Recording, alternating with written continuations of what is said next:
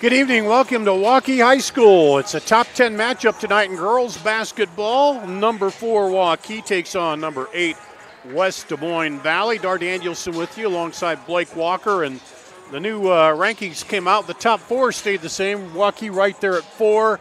Then you go down to Valley. They were at 5 in the last rankings. Dropped down. Since then they had that loss to Johnston. I don't think they lost to Ankeny and Southeast Polk. And Southeast Polk too. So they have had 3 losses since then, dropped down. But, you know, we're still in the part of the season where, from what I've seen, it's Johnston and then it's a scramble below number 1 to see who's going to step up and challenge them. Yeah, you're exactly right. It is Johnston, there's a gap, and then it's Davenport North and the rest of the field. Johnston is in a league of their own. But last year we thought the same exact thing. Pleasant Valley goes on, wins the entire thing. This Waukee team and this Valley team, they're very, very similar. Valley's on a little bit of a tough streak. The 30-point loss to Southeast Polk was a big wake-up call for them, and then they just caught Ankeny at the wrong time. Waukee lost to Johnston, but was holding tight with them through 3 quarters. So, I mean, it sets up pretty well for both these two teams tonight. Must-win games, though.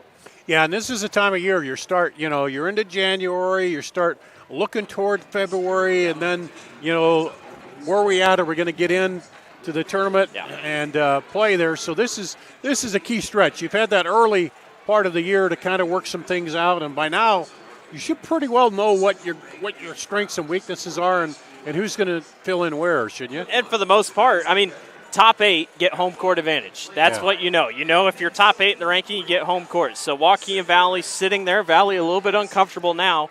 But, I mean, it felt like through that first month, Valley was undefeated, and you're like, all right, here we go. And then they meet Johnston, and you're like, okay, well, they're not quite there yet, and then they slip up a couple more times. I don't know. It's going to be interesting. This is the 7th game in a row Valley's played a ranked opponent, so they're definitely not getting anything easy by any means.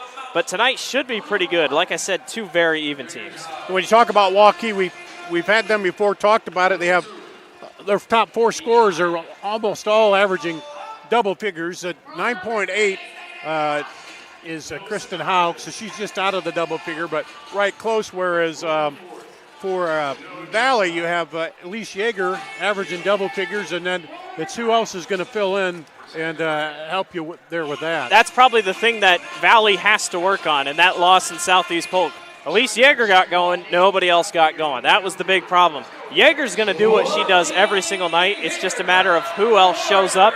For Waukee, on the other hand, they got 2 or 3 girls that can get going on any given night. So as long as somebody steps up and helps Elise Yeager, should be a fun matchup tonight. Excited to see Elise Yeager go against Sophia Hope in the paint tonight.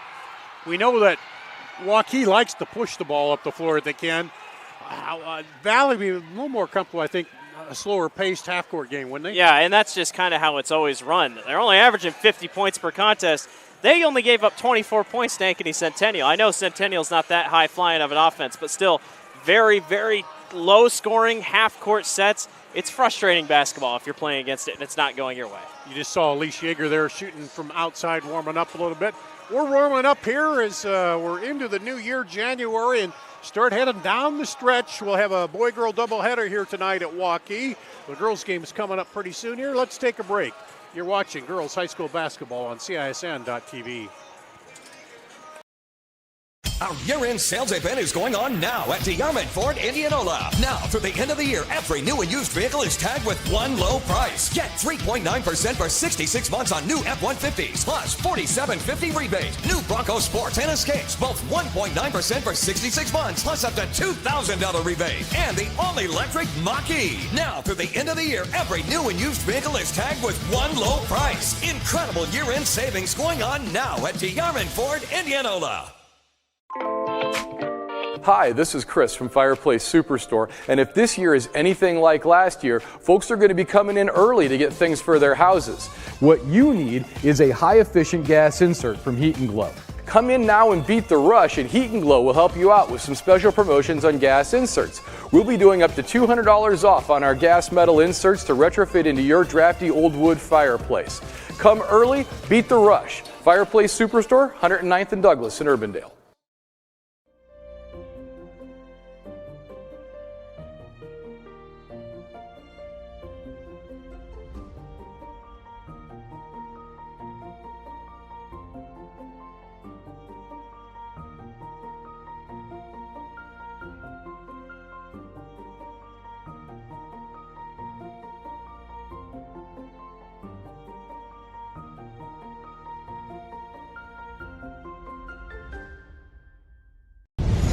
Ever have one of those awkward moments when a business disappointed you? You got ripped off? Didn't get what you expected?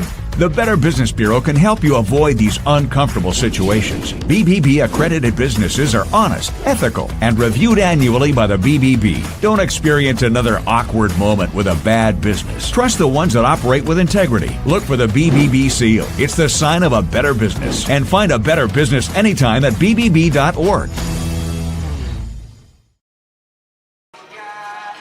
Here at Waukee, we're ready for basketball on CISN.TV. Dar Danielson, Boyk Walker, Valley and Waukee, and what should be a good matchup tonight.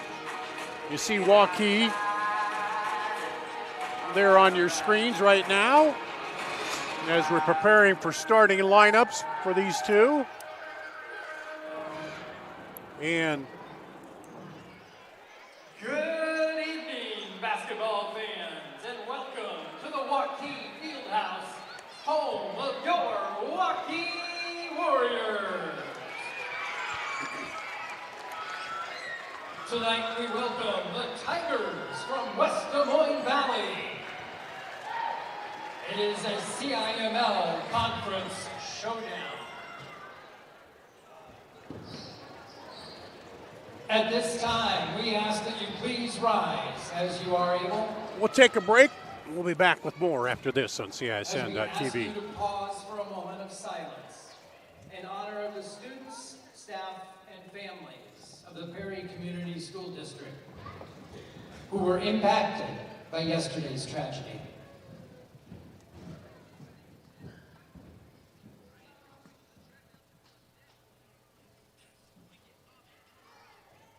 Thank you.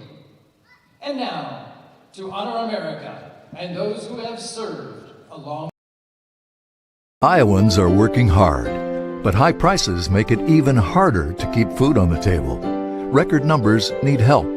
Your neighbors, your friends, your community. Stopping hunger starts here.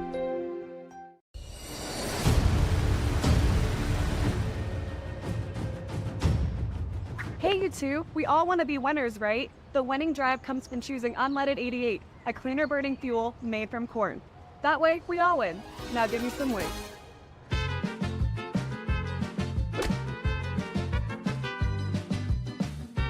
That's the winning drive. Now let's go get some tailgating snacks.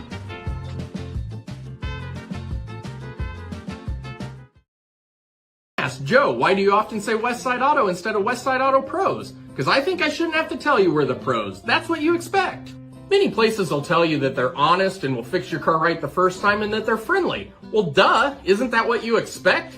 How about this? I'll put my claims in writing. The Westside Auto lifetime warranty on any repairs we do. That's an offer no other auto repair shop in this area is doing. For the best, head west, Westside Auto Pros.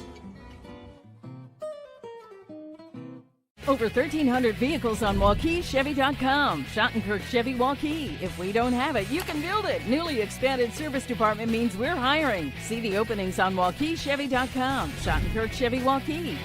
WaukeeChevy.com. Elementary 5th grade choir.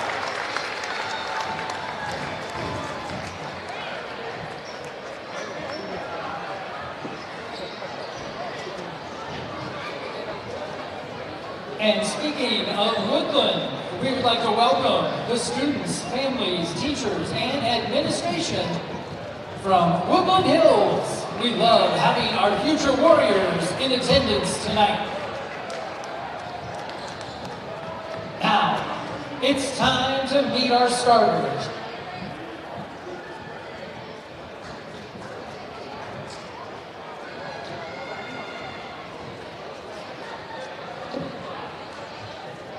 First, for the Valley Tigers, at guard, a 5'4" senior, number 2, Elon Litt.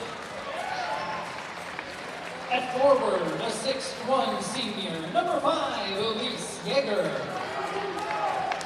At guard, standing 5'10", a freshman, number 11, Kylie White. At forward, a 5'9" sophomore, number 12, Avery Moon. And at guard, a 5'9" sophomore, number 22, Ashley Brown. Matt Utah is the head coach for the Tigers.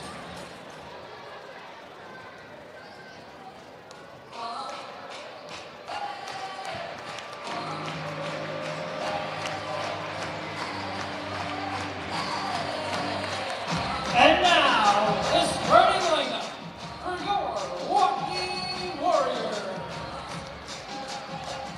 At guard, the 5'8" senior, number 2, Kirsten Howe. Starting at guard, the 5'9" junior, number 4, Emily Sorensen. At forward, a 5'9" senior, number 14, Mara Liugio. At forward, standing 5'11", a senior, number 30, Sophia Cole. And at forward, a 5'10" sophomore, number 44, Morgan Sallow. Head coach of the Warriors, Andy Franklin Printy, Jared Printy, and Cassie Beard. And we're ready to get started here tonight as you see the huddle for the Waukee Warriors. Waukee 7-2, Valley 7-3. And what do you see the key for Valley here to win on the road and get back on the right track? You got to find somebody else to score. I think Elise Yeager is going to be the big factor here tonight, but they have size. I think they're a little bit better down low than Waukee is. I think you got to get the ball down to Elise and let her get the job done. For Waukee, you got to take and make the 3 ball. Outshoot Valley, overshoot Valley, if that makes sense. They could use a big win tonight. They struggled against Dowling, one of their first big tests. Lost to Johnston, held tight with them. If they can get a big win here tonight, kind of puts themselves at that 3rd best team in the conference. They had a moment of silence here for Perry prior to this. We're in a lot of gyms, and anywhere you go in Iowa, the school is the center of the community, and that's why I think it hits so hard with that. So I know our thoughts are with the people of Perry as well. Absolutely. Valley's wearing blue tonight. Valley's student section is wearing blue to honor Perry High School, so our thoughts are with everyone at the Perry Community School District. Yeager and Hope to tip it up, slapped into the backcourt for a Hawk. And Waukee will start with the possession. They're in the white, Valley in the dark uniform. Sorensen for 3, short. Battle for the rebound, knocked out of bounds to Waukee. Sorensen's the one to take it, almost 40% from beyond the three-point line this season. Expect her to score. She's the leading scorer on the team. Hawk will inbound it. Comes around to Yokiel. Now down on the block. Back out for three. Good by Hauk. Hauk's really been one of the assist getters this year. She's averaging almost 4 per game, at that time able to knock down a long three-pointer. Back the other way is Litt. Gets it off. Now over to Yeager for three. Right side. Rattles around. Kisses off the glass and goes. Boy, I mean, Elise Yeager's not really a big three-point shooter by any means, but she's been working on it, though, I think, more, but that time, yeah. 31% this season. She got all of that when it went around the rim, came off, kissed the glass, and back Take your down lucky in. bounces, yeah. So that miss goes out of bounds to Valley. As we go back at it now. Yeager comes up top with the ball. Over on the wing, there's a three. Off, no good. Rebound, put back up, and good. Boy, Ashley Brown is just so talented, just a sophomore. She's one of the smallest people on the floor right now. She's able to get that rebound. Shot up, no good. And rebounded by White. Good attempt by Yokiel, just couldn't quite find it. And then a walk called on Valley. Yeah, you're right. Yeager wants more of the three balls. That time, thought she was probably going to take that one too. So they'll bring it up here. Hauk pulls up her dribble, now gets it to Hope on the right elbow, off to Yokiel. She comes around and knocked away, goes out of bounds. That's 2 turnovers just like that for Waukee already, so something they're going to want to clean up here. Neither team going deep in the shot clock at this early start here. Off brand. Yeah. Down the lane, back out. They'll rotate it all the way around to Yeager. Now back over to Brown. Whitey. Yeager looked at the three. Hope came up on her though. Now cross court. Pull up three. Rolls off, no good. Rebound comes down to Waukee. Hope with it. Bounce pass inside. Good defense. Knocked away, but Hauk keeps possession. Back outside. Long three. Good! By Sophia Hope. You knew this was going to be an interesting game for Sophia. I mean, she played on this Valley team, and then she transferred to Waukee, but nice shot there at the very top of the key. She's really picked it up here lately, 12 points per contest. Yeager looks inside. Now they get it back out. Shot wasn't there. Litt will try to reset it. Shot clock down to 14. And they get it back. Brown pulls it out. 9 on the clock, shot clock. Shoots it with 5 and hits it.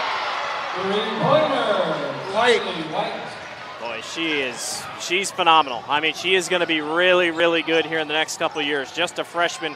Utah's got a good player on his hands. Hope feeling it, puts up a long three, bounces off, no good. Rebound to Valley.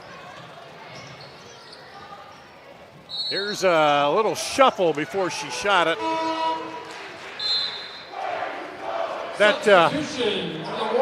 See the replay. That was a knockaway down low. And then out for the deep three by Hope. That's well covered. I mean, yeah. You can't cover that really much better. One thing I'm curious to see about Waukee, this is her first game back. First game back, you get 2 weeks off pretty much to rehash everything. Valley has a game under their belts. Yeah, you can scrimmage and everything, but it's still not same as game time. Behind the back, dribble up, pull up is good. Salo with the bucket. She was coming off the bench last year as a freshman and really showed a couple flashes. Now she's jumped into that starting role this year, and man, she can play. Ties it up at 8 apiece here. Halfway through the first quarter. Down the lane, Brown kicks it out. 3, no good. Long rebound, Yeager chases it down out to the center, and they'll reset. That's going to be a key, too. If you get those rebounds, don't let Waukee on the break. Yeager misses the 3. Rebound comes down. Driving in is Hauk. Stops, bounce pass inside, but it's knocked away. Valley's really knocked away stuff they've been trying to get in the lane. A lot of, no real clean passing lanes for them right now. And a little out of control there. Goes White. You see the reverse and the little drive behind the back pull-up shot there by Yokiel. Or excuse me, no, by Zalo. Tied at 8, 3:30 to play, first quarter.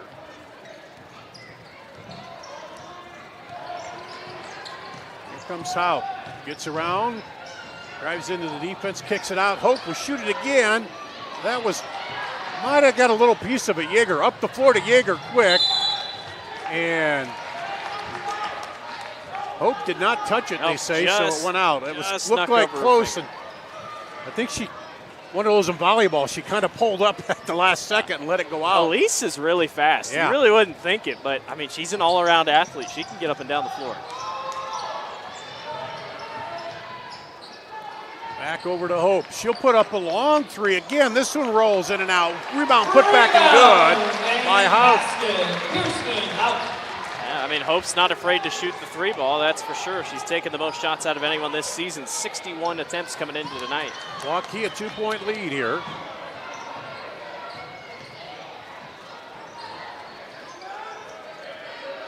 Valley now looking to work it. Yeager fakes and she gets a little step. Called for the travel. That's what, 3 or 4? Lydia Smith coming in for Waukee. And Kendall McDaniel in for Valley. McDaniel gives Valley a little bit more height down low. So now you got her and Yeager on the floor. It's a good combination for her. Houck dribbles in, bounce pass underneath. Right away off the bench, Smith comes in and gets a bucket. And the lead up to 4 here for Waukee. Quick timeout by Valley. Lydia Smith really under the radar, only making her 5th appearance on the season, so she's kind of found her way into the not starting lineup, but has found her way into it. And this is, again, just really good basketball, heads-up basketball. Christian Houck, one of the best on the season, best on the team to get to her teammates. One of those players that comes in to give the other players a rest, but here she gets into the offense right away and scores. And the more you do that, the more playing time you're probably going to see. Absolutely. Pretty average start for both teams. Kind of what you expected coming into here. Valley wants to shoot the ball more, and only really once has the shot clock got under 10 seconds. So they've wanted to keep the thing moving. Yeah, they haven't really worked it down a lot. So Houck comes up to pick up Litt. Kind of give her a little full-court pressure coming across. As you'll see, Waukee trying to ratchet up the defense a little bit. Back up top, Litt will pull it out. Looking for Yeager cutting. They didn't see her. They see her now. Up and good and one. I hope UNI is happy to get Elise Yeager because, man, she can just play the center position. And it's because of her talents in volleyball that I think really help her with her ability to cut, move at fast paces. At times she just gets behind on the backdoor cut behind Emily Sorensen. Sorensen's a little late. And that is just the first foul here of the first half. Yeager puts it through. Would have been probably a lane violation had she not, but makes it a 1-point ball game here. And knocked away by Yeager, but it'll stay with Waukee. They're a handsy team, defense and offense. I mean, they can really reach in the passing lanes. You can't be lazy against Valley. Well, they don't have a lot of size. I mean, they got Yeager, so you got to really keep your hands up on defense. Top to Houck. Houck drives in, pulls up, kicks it back. Looking for somebody. Now knocked into the backcourt. And Valley gets it up ahead. And Litt wisely pulls up to get it outside. 3 rattles in and out. Now quickly down the other way. Caught Valley looking and one. Boy, Waukee might have found something with Lydia Smith because I'm already 4 points already, and now she gets a chance to go to the line. And more good vision down the floor by Emily Sorensen. Lydia Smith at the free throw line. Carrie Rose with the foul. Free throw line, the free throw rather is good. Well, and Lydia, she's a senior, so it almost makes you wonder, has she just kind of been sitting on JV a little bit, just kind of playing? And then, Coach Franklin saw something, said, all right, let's bring you up, and now she's making the most out of it here. But gets the old-fashioned three-point play to give them a 4-point lead. Here's Valley, approaching a minute to play in the first. Looking to Yeager, and knocked away by Sorensen. That pass needed to be a little higher because Yeager had some position on her. Waukee's height is very even. I've noticed they've put everybody on Elise Yeager. It's not just one person's job. They'll switch it out very often. Emily's guarding her right now, but they lob it deep to McDaniel. Now over. Yeager looks at the three. Sorensen pokes it away for a second. 9 on the shot clock.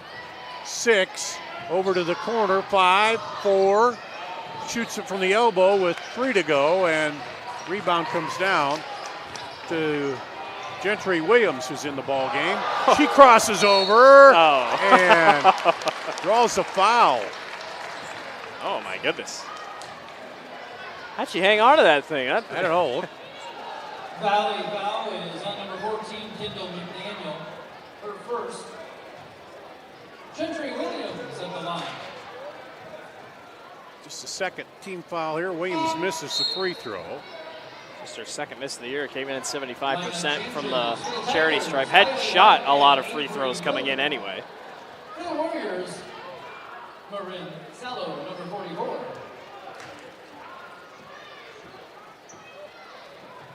Second free throw, no good. So Valley has a chance here.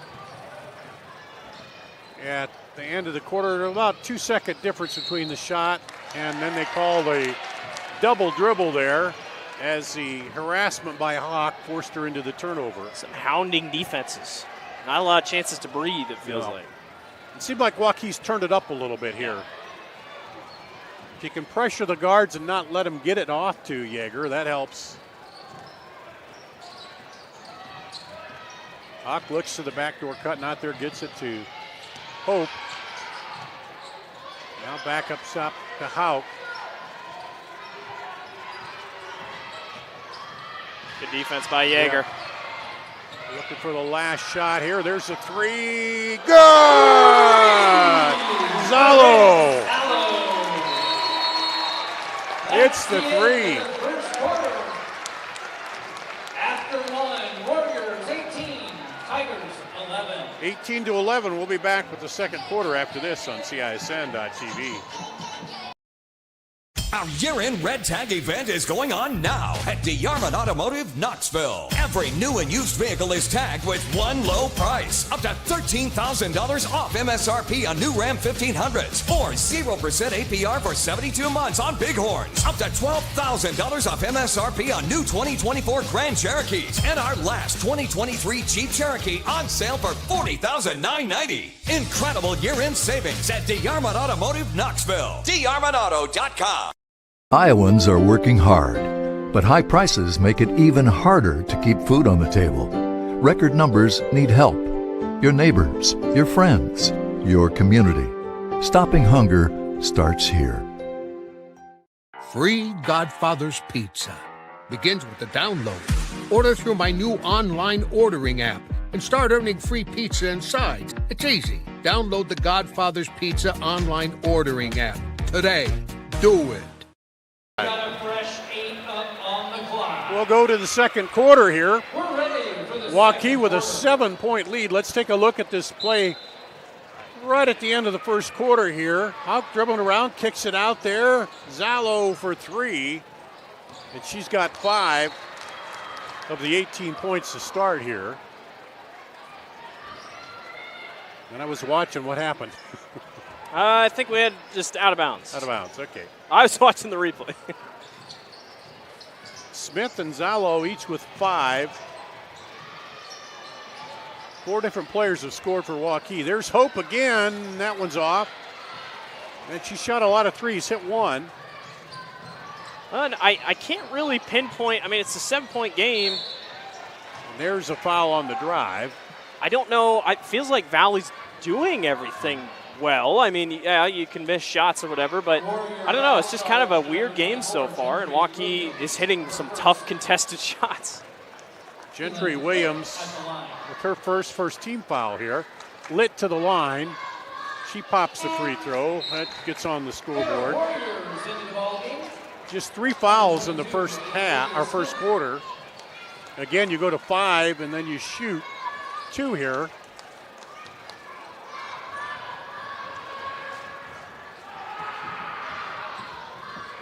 And Lit hits them both.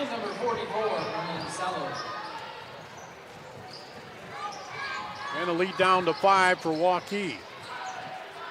Lob it inside to Zalo, and coming in from the backside to knock it away is Brown.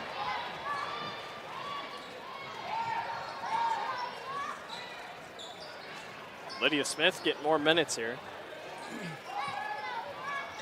As deserved. Hauk will key it in, gets it to Hope, gets it back, drives the middle of the lane, stops. Somehow kept from traveling there. And then a travel on Hope. These officials are really looking for the feet tonight. I don't know if that was a makeup because they thought they missed the slide in the lane or not. But, you know, it's very possible. I don't know. Not that happens. No, never. Never. Always do a pretty good job, these officials.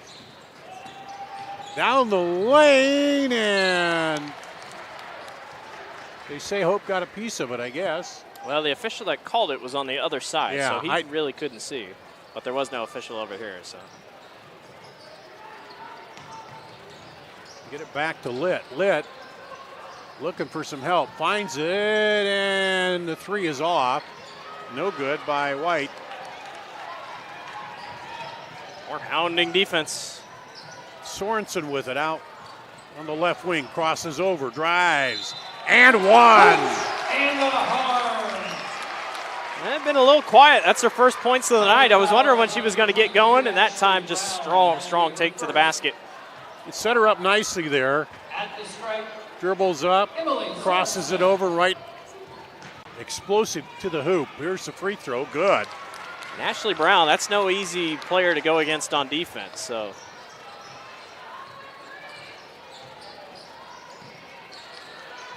And they widen that lead back out to 8.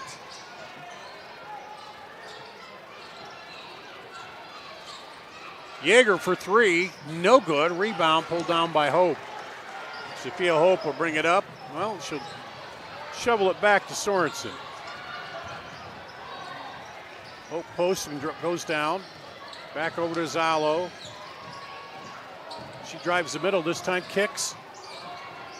Sorensen looks at the 3. 15 on the shot clock. Back in. 9-8 on the shot clock. Hauk drives in, kicks it 5. Sorensen for 3 is short. A long rebound, and she got a high bounce on that. Coming up the floor, and Sorensen takes it away.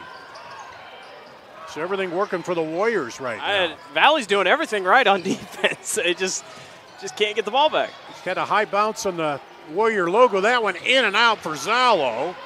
And Valley with the rebound. Lit throws it to Yeager. Cross court. Good stop and go drive and blocked out of there. Zalo says no. My goodness. Sorensen with it up top to Hauk. Over to Zalo. Now we're seeing them work a lot of time off the clock here. Both teams made pretty good adjustments defensively. 10 on the shot. I mean, they just can't get it down low. Bounce out open look is airballed, and rebound comes off to Valley. So not much offensive output here. Here's a 3. Good. Rattles down Ashley Brown. They're not going to give her that much room for the rest of the ball game. No. And Waukee calls a timeout. 30-second timeout. And they're hanging in. You see the replay of that drive on the block there by Zalo. Just a nice, clean slap back across. Really nicely done. Little size mismatch there, and she took advantage of it. And on this one, Ashley Brown just comes up, and Sophia Hope just doesn't want to guard her. She says, all right, we'll just leave you. And rattles one in. Yeah, Ashley knocks it down. I mean, it's low scoring, but at the same time, it feels like both teams are playing better in a way. Taking and making shots, doing what they can here. And yeah, they're not like playing helter-skelter. No. And I will say Waukee really can't get the ball down low. Valley's doing a good job keeping them on the perimeter. So, all right, a lot of people here tonight. Yes. You always expect it when you have a Waukee game, but it's filling in now. I mean, there might be the same amount of people here as there was for Northwest. Both games tonight are phenomenal. Very, very fortunate for how good these games are tonight. So here comes Waukee, 5-point lead here, about halfway through the second quarter. Over to Hope. Sorensen looks at the long three, decides no. Then drives. Back around. A little hot on the pass, and Yeager picks it off. She stops, goes, puts it up, and won't get it to go. And then a held ball called, and it goes to Waukee, I believe. Yes. Now they got Gentry Williams on Elise Yeager. And that time, Elise, if it wasn't for the kind of rough bounce, that probably would have gone in. Just kind of got an unlucky bounce on it.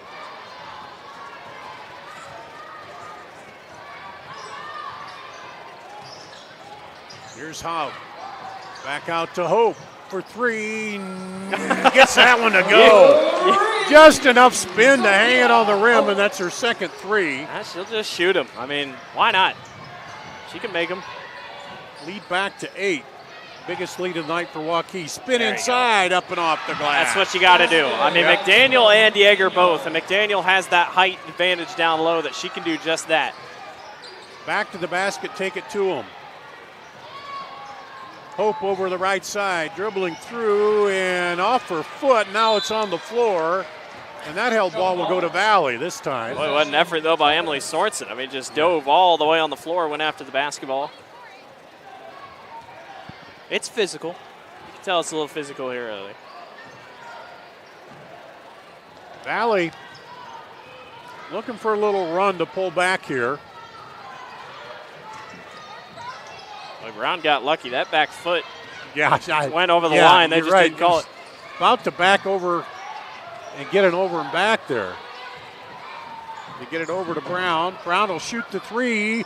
2 in a row for Valley. Well, I talked about when Yeager gets going, Yeager's going to do fine. But now it's who comes up less, or who comes up again. Ashley Brown doing just that tonight here for Valley. Lead cut in half, down to 3 here for Waukee. Been a while since they had a bucket. Scrappy defense stolen away by Utah. Down, and I was going to say she traveled, but she got pushed apparently. They got pushed from behind by Sorensen. Just a little bit of a nudge. I think Emily used her as a stop, as a way to slow herself down, and that's Emily's second. Second on her second team foul here of the second quarter. And Valley gets it in to Yeager. Yeager will take it baseline, tries to reverse it, gets fouled, and Sorensen picks up another quick one. Yeah, that time she just leaned just a little bit. She got caught in the air, and then Yeager felt the pressure good, though. Yeah, She felt it and then went up into it. She's really good. And now Yeager goes to the free throw line. She's sitting 63% on the season. Oh, that one just down and out. Returning for the Warriors, number 44, Marin Zallo. Gets Zallo back on the floor, gets you another shooter out there. That was her third foul. Yeager looking for first points here the second quarter. She had 6 in the first. And misses both free throws, but it'll be a tie-up, and that'll go to Waukee on this one. Boy, that one official, every time he does the jump, it looks like he's about to do a push foul, and then he changes it. So 2:27 to play first half. The lead was 8 for Waukee, now down to 3, and they have the ball.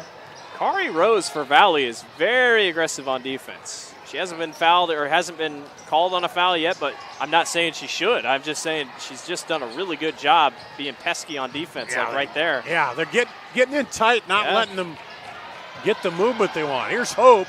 She gets a little frustrated, tries to throw it in.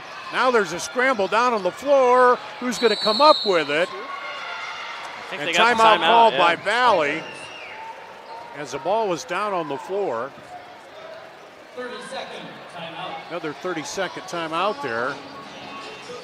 And Waukee's they just can't get it inside. You can't rely on the three-point ball all night long, and that's what we're kind of seeing here. They're just having a hard time getting it down low, and Valley is learning to attack the paint and try to get to the free throw line.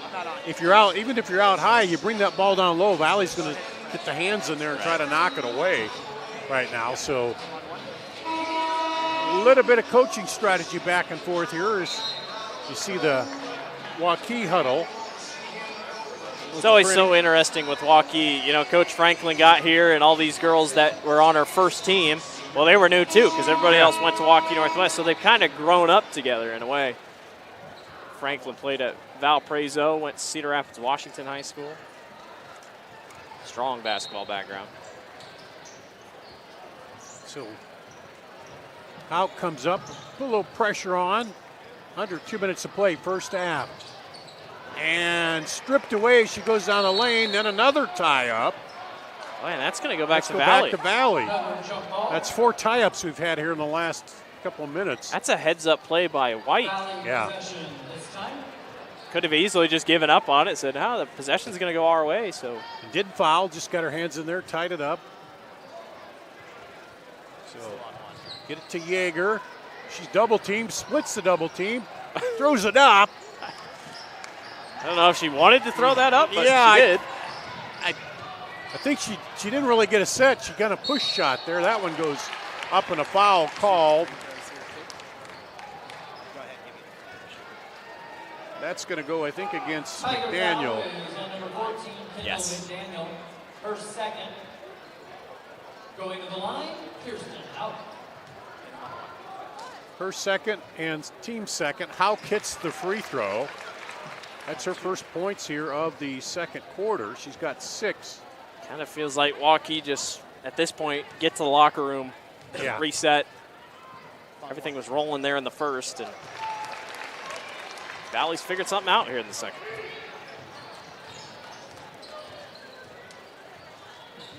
Valley back down. Out on the wing to Rose, comes across. Looked at the 3, but how quickly got out there. Almost shuffled her feet, and she did. You could be an official. Well, the defender closed fast, and she was. There's so many of that tonight because everybody knows if I can get one step on somebody, I can get to the basket. And if you don't, you're thinking ahead too much. And then the defenders are closing quick, and you kind of shuffle the feet. Zalo over, back to top to Williams. Williams tries to go inside. Hope picks it up, goes down the lane. That ball was kind of hanging in there. Gentry Williams gets the assist. Here's Yeager for 3. Good. And just whenever it feels like Waukee might be getting something rolling again, Valley finds a response. Nice job by Elise Yeager. That's her first points of the second half. She's got 9 overall. Now tie up, and they're going to give the timeout to Waukee. That count was almost at 5. Well, and the good thing was that they were going to have the jump ball if it needed to go that way. Now another 30-second timeout. Yeah, well, 30-second time. We haven't had a full timeout, have we? No, Let's see what happened here. This was the bucket. Oh, this is a pass through, yeah. Hope just kind of picked it up and down the lane to her left hand, got it to go. Waukee does a pretty good job cutting, getting down into the paint, doing a good job getting within, and it's gotten them a couple opportunities here. Well, better now than when they were just trying to enter it into the post without any movement, and Valley was all over that. And it's about, this game's gone how we thought it was. It's low scoring, I guess you could say that, but for the most part, it feels like both teams are right where they got to be. And Waukee at 10 seconds here, or separating shot clock and game clock. So, yeah, 20 on the shot, 30.1 on the game clock. Zalo for 3. He's got 8. I'm on 1. And the lead back up to 7. 9-8, and I thought that was going to kiss in. 3 seconds, 2. Yeager smartly comes up and contests it a little bit there. And at the end of the first half, 31 to 24 here at the half. We'll take a break. We'll come back and run down the first half scoring after this on CISN.TV. Our year-end sales event is going on now at DeArmond Ford Indianola. Now, through the end of the year, every new and used vehicle is tagged with one low price. Get 3.9% for 66 months on new F-150s, plus $47.50 rebate. New Bronco Sports and Escapes, both 1.9% for 66 months, plus up to $2,000 rebate. And the all-electric Mach-E. Now, through the end of the year, every new and used vehicle is tagged with one low price. Incredible year-end savings going on now at DeArmond Ford Indianola.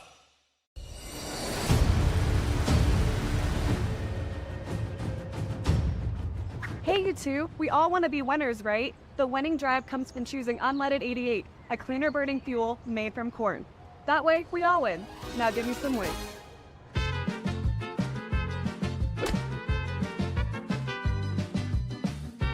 That's the winning drive. Now let's go get some tailgating snacks.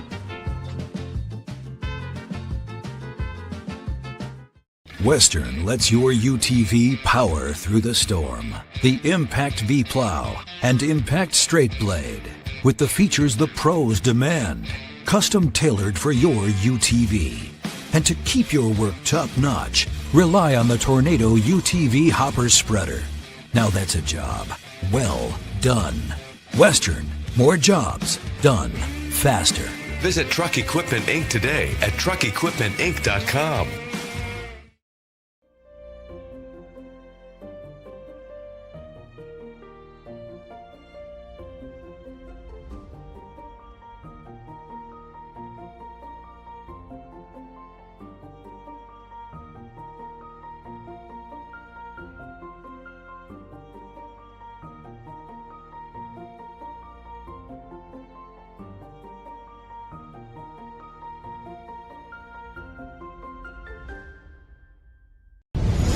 Ever have one of those awkward moments when a business disappointed you? You got ripped off? Didn't get what you expected?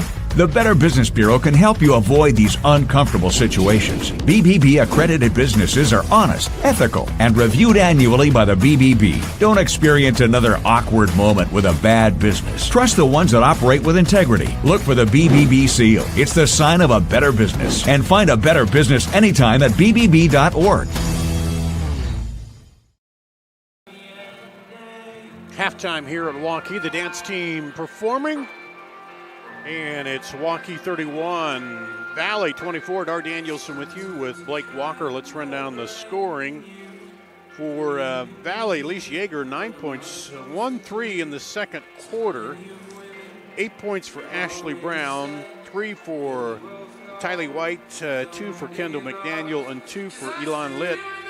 For Waukee, pretty balanced. 8 apiece for Sophia Hope, Marnie Zalo, 7 for Kirsten Hauk, 5 for Lydia Smith, 3 for Emily Sorensen.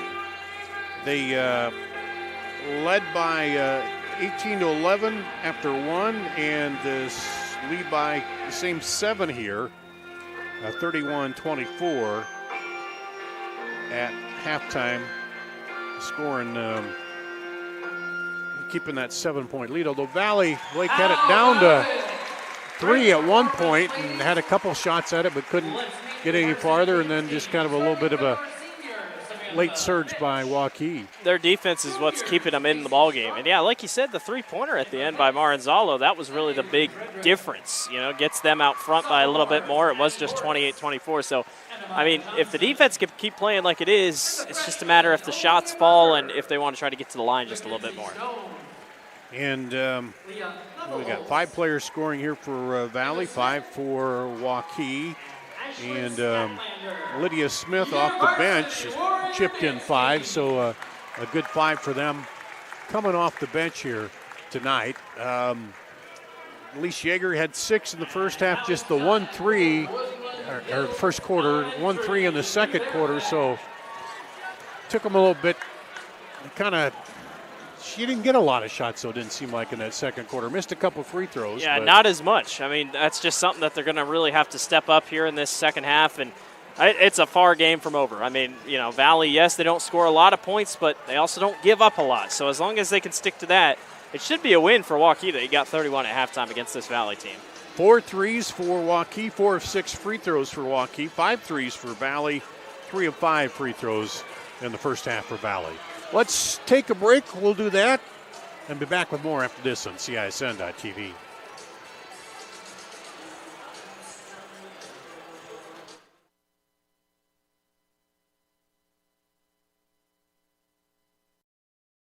Our year-end Red Tag event is going on now at DeArmond Automotive, Knoxville. Every new and used vehicle is tagged with one low price. Up to $13,000 off MSRP on new Ram 1500s. Or 0% APR for 72 months on Bighorns. Up to $12,000 off MSRP on new 2024 Grand Cherokees. And our last 2023 Jeep Cherokee on sale for $40,990. Incredible year-end savings at DeArmond Automotive, Knoxville. DeArmondAuto.com. When you need to conquer the drifts on your property, get the job done your way. The Western Defender Compact Snowplow. All the professional grade features in just the right size for your mid-sized pickup or SUV. Easy to attach and easy to use. Get the performance to plow like this and finish like this. Western. More jobs done faster. Visit Truck Equipment Inc. today at truckequipmentinc.com. Hi, this is Chris from Fireplace Superstore, and if this year is anything like last year, folks are going to be coming in early to get things for their houses. What you need is a high-efficient gas insert from Heat and Glow. Come in now and beat the rush, and Heat and Glow will help you out with some special promotions on gas inserts. We'll be doing up to $200 off on our gas metal inserts to retrofit into your drafty old wood fireplace. Come early, beat the rush. Fireplace Superstore, 109th and Douglas in Urbandale.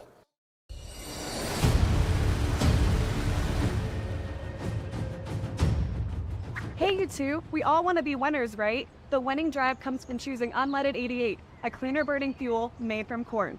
That way, we all win. Now give me some weight.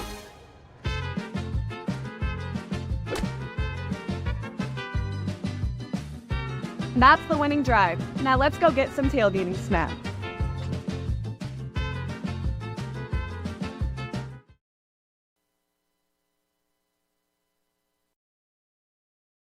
Ask Joe, why do you often say Westside Auto instead of Westside Auto Pros? Because I think I shouldn't have to tell you we're the pros. That's what you expect. Many places will tell you that they're honest and will fix your car right the first time and that they're friendly. Well, duh, isn't that what you expect? How about this? I'll put my claims in writing. The Westside Auto lifetime warranty on any repairs we do. That's an offer no other auto repair shop in this area is doing. For the best, head west, Westside Auto Pros. Over 1,300 vehicles on WaukeeChevy.com. Schottenkirk Chevy Waukee. If we don't have it, you can build it. Newly expanded service department means we're hiring. See the openings on WaukeeChevy.com. Schottenkirk Chevy Waukee. WaukeeChevy.com. Free Godfather's Pizza. Begins with the download. Order through my new online ordering app and start earning free pizza and sides. It's easy. Download the Godfather's Pizza online ordering app today. Do it.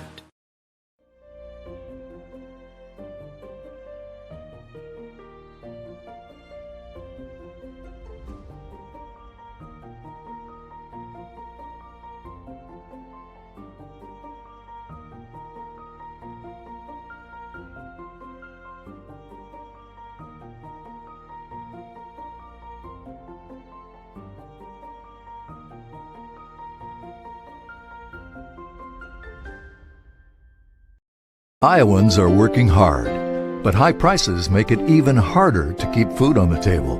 Record numbers need help. Your neighbors, your friends, your community. Stopping hunger starts here.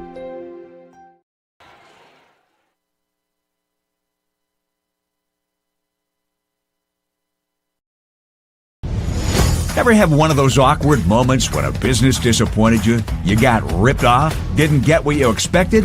The Better Business Bureau can help you avoid these uncomfortable situations. BBB accredited businesses are honest, ethical, and reviewed annually by the BBB. Don't experience another awkward moment with a bad business. Trust the ones that operate with integrity. Look for the BBB seal. It's the sign of a better business. And find a better business anytime at bbb.org. Free Godfather's Pizza begins with the download. Order through my new online ordering app and start earning free pizza and sides. It's easy. Download the Godfather's Pizza online ordering app today. Do it. Over 1,300 vehicles on WaukeeChevy.com. Schottenkirk Chevy Waukee. If we don't have it, you can build it. Newly expanded service department means we're hiring. See the openings on WaukeeChevy.com. Schottenkirk Chevy Waukee. WaukeeChevy.com. Back here at Waukee, getting ready for the second half of this one. The Warriors up 31-24. Dar Danielson, Blake Walker. We're getting more friends around us as we speak. Kind of scared me a little bit. Yeah, it's kind of filling in quite a bit here on this side, the Waukee side. Elementary school night. Yep. It was fun seeing those little kids. They have them shoot, and then if they hit a basket, they can get the certificate. And some of them can barely get the ball halfway out toward the basket. Yeah. I still remember elementary, you used to do that. You come out, and it was the coolest thing. All the crowds looking at you, and you shoot it. And I got to do it at Carver Hawkeye when I was younger, when they did the black and gold shootout or whatever. Yeah. I did not go on to become a basketball star. I didn't either. I may have made more as a young kid than I did when I played in high school, but I was only like 990 points away from being a 1,000-point scorer. You know, so. Yeah. But so let's talk about this adjustments these teams had to make at half. I think for Waukee, you got to get down low. You got to get to the line more. I think maybe they want to get a couple more free throw opportunities. Can't rely on the free ball all night long by any means, but definitely get to the paint just a little bit more. And for Valley, get to the line more. I think the line was what was really helping them. They're already set on defense. I don't think if there's really much you can change on defense. Waukee hit some tough shots. They're not going to hit those all night long. So as long as they can do that and get a little bit of transition. I think they were really good in transition when they had the opportunities. So if you get more transition buckets, you might be in for a good second half upcoming. All right, so we'll start We've got 2 quarters. in the second half. Looks like Waukee will get the ball. They'll be in the white here. And Valley out in their dark uniforms, the orange trim, as we're set to go. Looks like starters back in from the first half. Here's Hauk with it. Over to Sorensen. She'll pull it back. Valley extended the defense out a little bit, but Sorensen gets it. Open look. No good. Yeager with the rebound. That was probably the best look Waukee's got all night. Yeah, on that three. Spin inside. Up and gets the kiss off the glass. Somehow, some way for Avery Moon. Avery Moon drops it in. Another sophomore. It's a young Valley team. Yeah. I mean, it's Elise Yeager, and then the rest of the way. Right down Main Street, Kirsten Hauk. Hauk with the bucket to answer. That's 9 for her. Hope, Hauk really picking things up. Kind of an off night here for Sorensen. Had those 3 fouls in the first half, had to come out. She's only got 3, but Waukee's done a good job stepping up. Look at the 3 now. Yeager post, spins up, and no good. Gets the rebound, goes out. She might have been able to turn back, go in again, I guess, but no. Battle for the rebound, and Hope comes away with it. Well, Sophia Hope. Waukee doubled Elise, but they doubled the wrong side. Yeah. They forgot that she could spin back to her other side. I think they need to do more of that. Get it into her at the post, maybe rack up a few more fouls. Pull back for the 3 is good by Hauk. This is not what Valley wanted to see if Waukee's going to start hitting the 3 ball more consistently. Hauk with 5 here to start this third quarter. And now the lead up to 10. Dribble across the top, throwing it outside. Now inside, back out. Three ball, no good. Battle for it, and Sorensen comes away with it. Big opportunity here for Waukee. If they score here, Valley might need a timeout. Hauk looked to Sorensen dropping in, but not there. Now throws it over to Yokeel. She'll go skip it across the top. Williams spins back, puts it up, a little short, rebound to Yeager. Valley needs a bucket right now. Yeager gets it off, goes inside. She spins up and off the glass. That's exactly what they needed. Yeah. Yeager now in double figures with 11. She's going to have to be a key part if they want to come back into this one. And ties it up. Should be And that'll go to ball. Valley, yeah, because Waukee got the ball to start the quarter. We've seen so many travels tonight. I'm sure that I was surprised that wasn't called a travel, but Yeah, a lot of shuffling of the feet.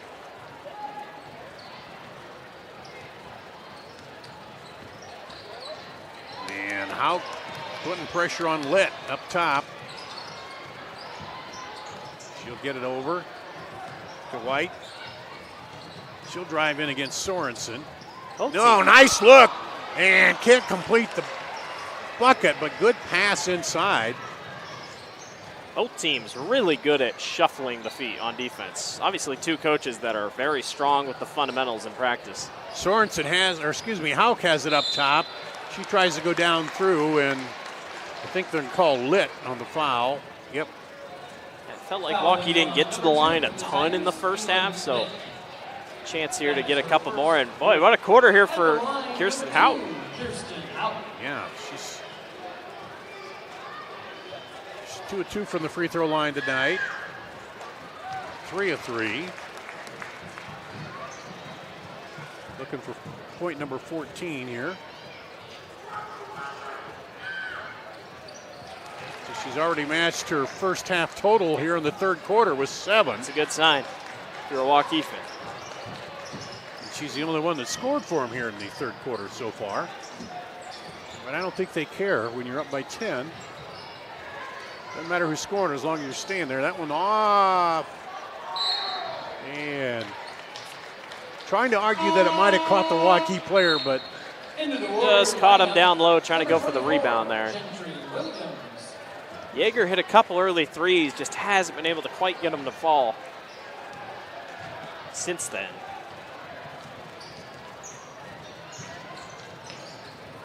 Out, dribbles in, pulls it back. She's been the hot hand here to start the third quarter for Waukee. Now over to Sorensen. She looks at the three, rotates it over. Back to Sorensen for 3, no good. Yeager with the rebound. I give credit to Valley. They've kept her in check tonight. Yep. Yeager spins inside. 3 is good. Really nice job by Elin Litt. Recognized Gentry got caught up behind the screen, swings it back outside. Gentry has a chance. Yep, she'll get fouled. There's a 3 and she gets fouled. Chance to redeem herself, She does. And that'll be on Litt, her second, team second. Number 2, Elin Litt for the Tigers, her second. You see the play. It looked like she was going to lob it into Yeager, but no, she pulls up and shoots the 3. Which I think Williams was hanging back because it was going to be a Yeager. double. Yeah. Thinking that they were going to get it to her. Here's the free throw, no good. Gentry Williams. It's her third miss from the line tonight. Yeah, hasn't scored yet. One more chance here.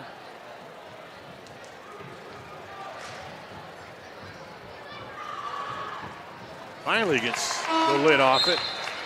And she'll get, I said one more chance. She was shooting a 3, so she got 3 shots here.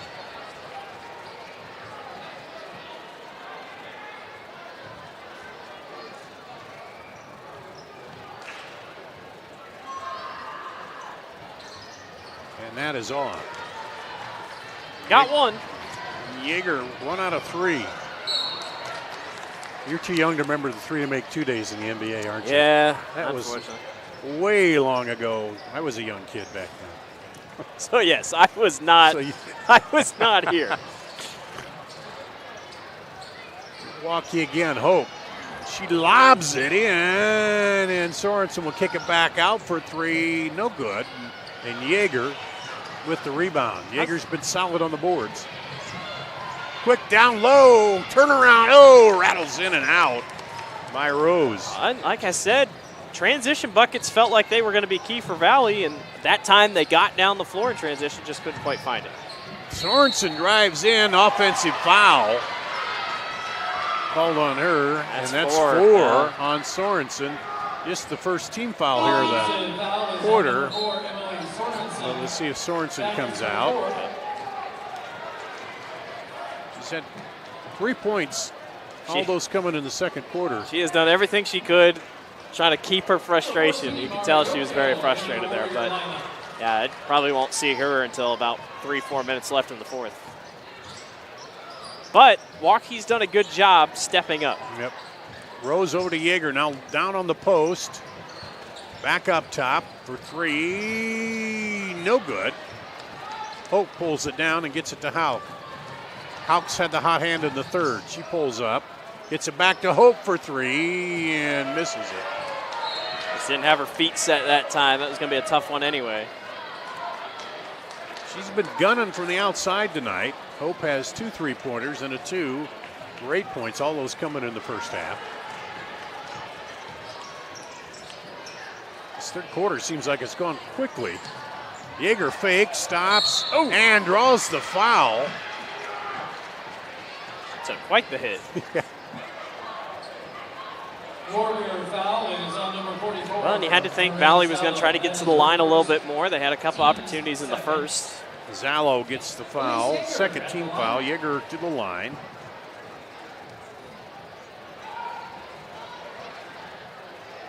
Pops that one. You know, it made me think this week there was that story out of UNI, the girl from Pella that was the volleyball player that became the basketball player. I wonder if Yeager could go to UNI and be basketball, obviously, is what she's going for, but could she play volleyball at UNI? Yeah, she plays pretty well. I don't know what the level, UNI plays a pretty high level of volleyball. Now, basketball, pretty good too. They made it to the tournament this year in volleyball, didn't they? Yeah. And they've been, the coach there with then her daughters have played down in Hartford. Yeah. And so it's been, I don't know, that might be a little tougher transition than going from volleyball to basketball. Boy, is that 2 quick fouls on Kari Rose? Number 3, Carrie Rose, charged with. I jinxed it. In the first half, I said she was doing a great job on defense. She wasn't fouling. Now she's got 2 fouls. And maybe that's a coach thing. Coach pulls the ref over and says, hey, take a look. Valley's still hanging in there at 6 points. Into Hope, she throws it outside. Now back to Hope, looking to bounce it through the lane. That's a hard pass to make, and then a foul will be called on Yokiel. Hope was a little late. Yeah. A little late on the pass to Mara. And that's 3 fouls now on Waukee. First, team's third. Yeah, third team foul. So 2 more. We got 2 minutes to play, and they'd be shooting 2 shots. Brown brings it up under pressure from Hauk. Valley gets a bucket here, too. They could make it tight going in. Inside the Yeager, she's double teamed and tied up. She thought there was a foul there, but Yokiel ties her up, and it'll switch back to Waukee. Clearly, you said it, got to get it down to her, not just because she can score on the post, but Waukee's doubling every single time, so somebody's open. Yeah, so she may be able to kick it back out, and then she also, she can score it down there, too. Here's Hope for 3 and hits it. McDaniel sat down low because they're in a zone. She pointed, said somebody get her, and nobody did. And ups the lead. Long 3, no good. Rebound pulled down. So now Waukee in a little bit of a run all the way down, and the foul will be called. That's another one on Rose. That's 4. Hauk just took it right at her. Tiger foul on number 3, Carrie Rose. That is This is the three-pointer earlier. going to the line. Yeah, just a little late. Kirsten Houck. Houck goes to the line where she's hit 4 of 4 tonight. Make it 5 of 5. Para Tigers checking in. 15 points. Number 2, And Rose being out, I mean, I know she isn't the scorer that they've had tonight, but her on defense is huge, and that's a big loss that Valley can't get back for a little bit. Houck hits it. Ups the lead to 11. Boy, what a turnaround. I Yeah, mean, just 5 quick quickly there. points. They were within a possession of cutting that down. It was 6, and then boom. Coming up on a minute to play here, third quarter. Good inside look and a travel call on McDaniel. I still think Valley is the best when Yeager and McDaniel are on the floor, because then that's two. Immediately they doubled her as well. So I wouldn't be surprised if Utah just keeps that lineup here. Hope shoots it again. That one's way over. Yeager gets it. About a 12-second, 13-second difference, shot clock to game clock. There's a 3. Good by Brown. Her first points of the second half. She's got 11. Every time it feels like Waukee's pulling away.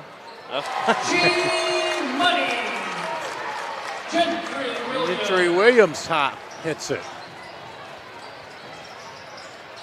Yeager for 3. Off, no good. Williams pulls it down. Don't need to shoot it for Waukee. You can wait. Well, Gentry doesn't want to. You know, she feels good after hitting that 3. Now, breakout by Valley.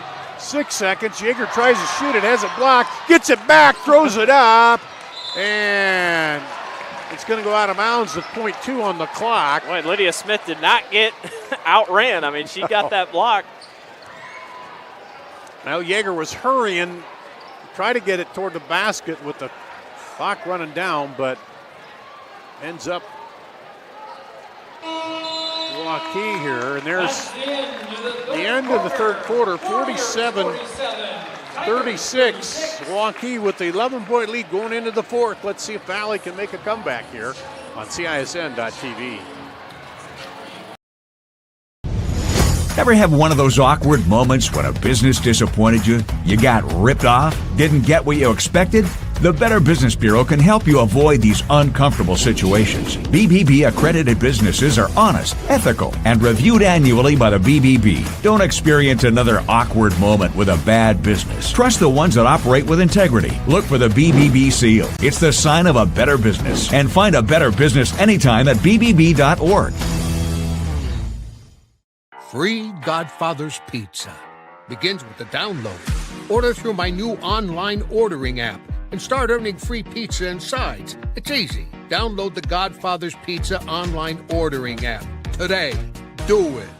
Over 1,300 vehicles on WaukeeChevy.com. Schottenkirk Chevy Waukee. If we don't have it, you can build it. Newly expanded service department means we're hiring. See the openings on WaukeeChevy.com. Schottenkirk Chevy Waukee. WaukeeChevy.com. Here at Waukee, lots of fans here tonight, packing in as we get ready for the fourth quarter of the girls' game. Everybody anticipating a close boys matchup, good boys matchup here tonight. Darn Danielson, Blake Walker. Valley's had their chances to make a run and reel them back in, but then Waukee just pushes back out again. Yeah, it's been one of those games, and 11 points in a game like this, it just feels like a lot of work to do for Valley, especially with Kari Rose not in for Valley on defense. Emily Sorensen, though, probably won't be playing for at least a couple more minutes for Waukee. Yeah, she's on the bench with 4 personals. And here's Valley with the ball to start the fourth quarter. They need a run here at points. Get it outside. Now look down low on the post. Excuse me. The drive and the offensive foul goes against Moon. Little too aggressive trying to get to the basket. Or excuse me, Brown. If you're Waukee, how much of a clock do you use here? Do you just kind of try to keep running this thing up, or? I think you just play in rhythm in your offense the way they've been going, you know. It sure feels like it. And, I mean, you stay handsy on defense, and they're going to get a foul of a trip on Waukee. That's just her first team foul here of the fourth quarter.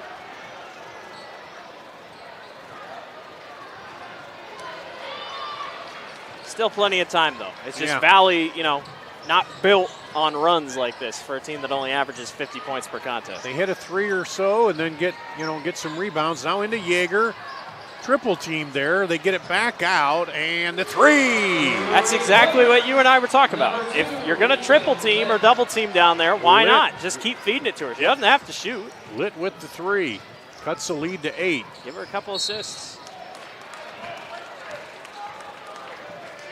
Brown gets whistled again. She was thinking how pushed her away. On her second team foul. Almost There's a three. Quadruple team. I mean, Lydia Smith came down too, so. Valley, you're looking for a couple stops and get a bucket on the other end. And good defense by Yeager. Kind of forced her to stop and look. The cutter, and she carried the ball. Valley's tightened down a couple things here on defense. Not giving Waukee as many free looks.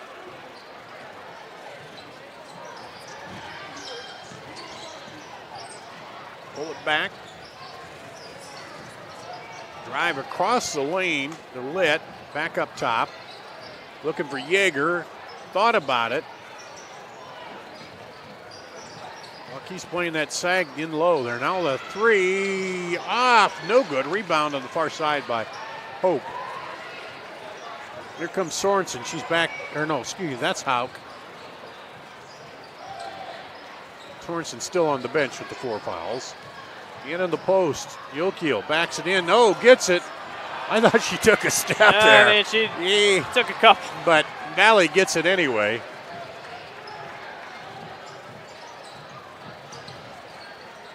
Valley trying to pick up the pace a little bit here. Hand it off. White. 3 is no good. Rebound comes down to Hauk.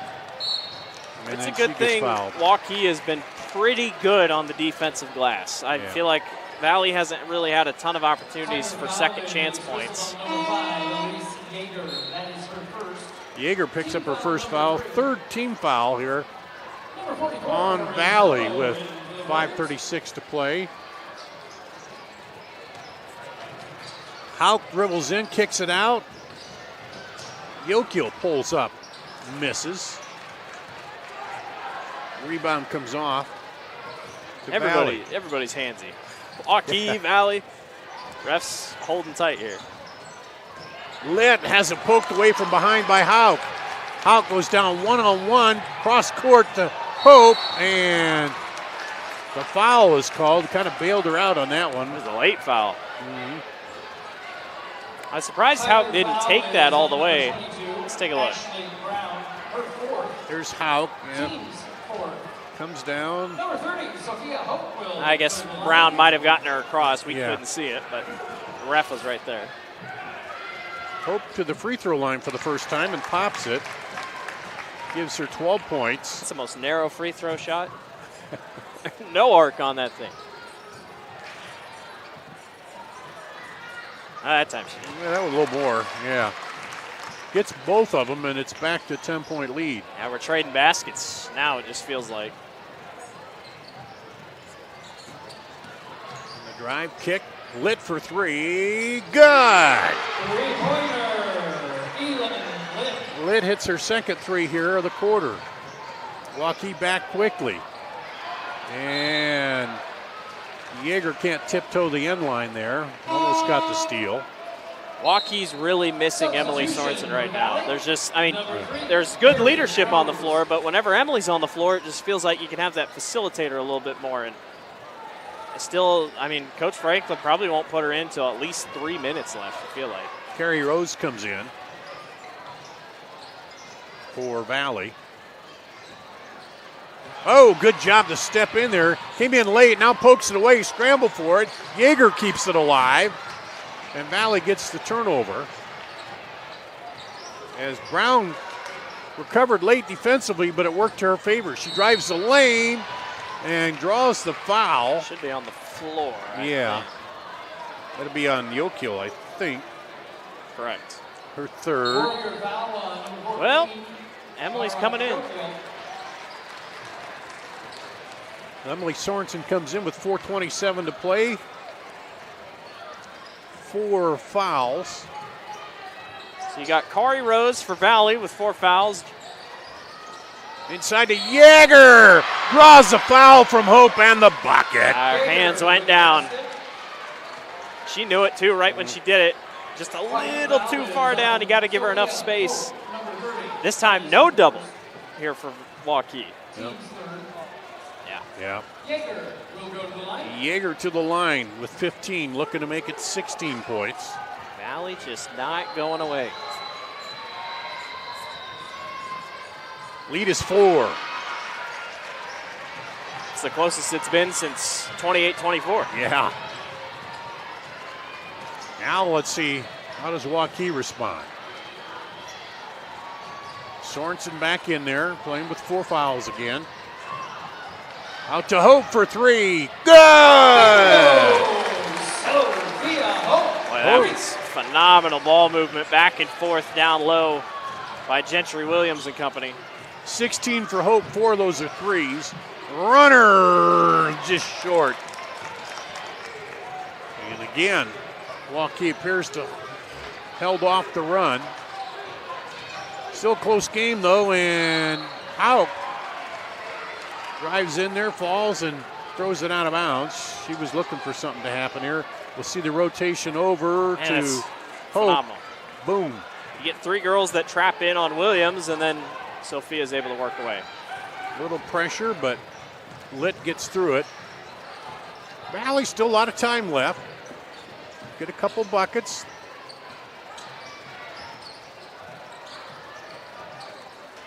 White inside. Good.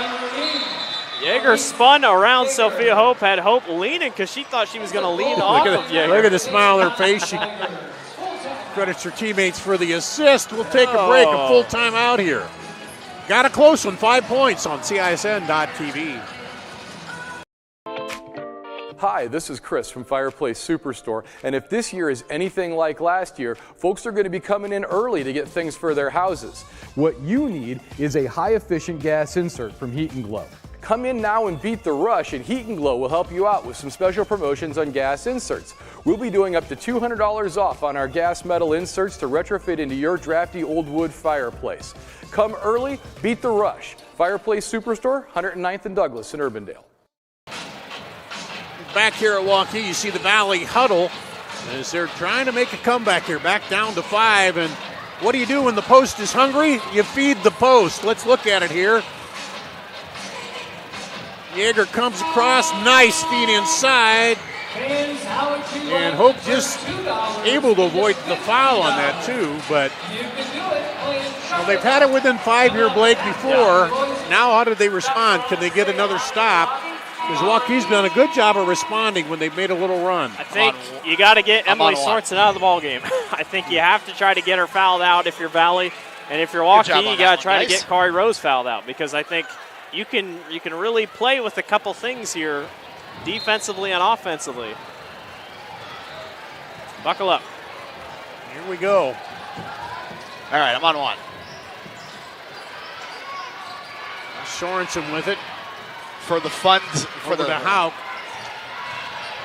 She drives in, pulls back. Oh, almost left that pass a little weak there. Now through the legs, scramble for it. And a held ball will go to Valley. Yes. Can you see where the arrow's pointing? I can't. There's a head blocking it. It's Waukee ball. Waukee ball, okay. Can't quite see the arrow up here. Emily Sorensen's over here, diving on the floor with 4 fouls. Warriors with the possession. Gentry had a chance, and then she just didn't go. 13 on the shot clock, so plenty time. Oh, a little hook there by White. Didn't get called on Hope. Now Sorensen with the ball. 6 seconds. Hope for three. No good. Yeager slaps it out. It's going to go out of bounds. She thought Kari was going to stay there, and Yeah. Kari ended up moving. Yeah, it was a good play if she had, as you said, stayed where she was at, because it would have slapped it out to her and got the break going. But they get a new 35 on it. Three is off, no good. Rebound pulled down by Williams, but taken away right away. In there by Rose. So Valley now looking to get as close as they've been in a while. Valley's also got to be careful. One more foul, and Waukee shooting two the rest of the way. That's right.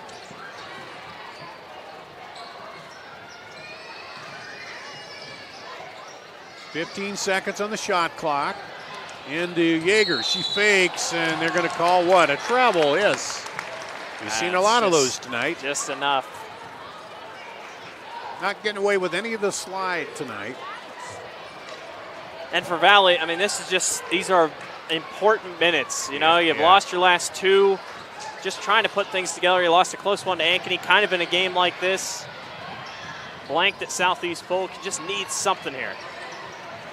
Over the top to Sorensen. 20 on the shot clock, 2 minutes to play. Oh, knocked away by Yeager inside. Quick hands, but wow. They're going to give it to Valley. Valley? I hit like 3 Valley girls, I think. Yeah. If we got a replay on that. Let's see. Ugh. Well, the way Yeager pulled her hand back, it made me think. Maybe the Waukee player did just get a hand on it. It's just a matter of Valley can score. Oh, knocked away. Williams comes down, puts it up, and good. Whoa. Almost rolled out of there. It's been a tough night for her throughout, but that time able to get a big shot. Good steal. Back up to 7 here with a minute and a half to play. Valley needs some points. And then a foul will be called, I think it's Sorensen. Is it Sorensen or is it Howe? Oh, it's Sorensen. It's Sorensen. That'll be it. Foul is charged to number 4. 1:27 to play. She fouls out with 3 points. But just 3 points for your leading scorer, and she fouls out, and you still have a chance to win this ball game. Now, she gave him a good burst when she was in there. Absolutely. She came in with 4:27 to go, lasted about 3 minutes, and really kept him in the lead. Tonight has proved that Waukee can get things done without their star on the floor. That's a foul on Hope. A push on the baseline by Hope. She just boxed out Tylee White a little too much, and now Valley shooting two. Valley, yeah. Now we'll Waukee foul on number 30, Sophia Hope. Her second. Second on Hope. It's the 5th foul now, so now you shoot 2 shots from here on out.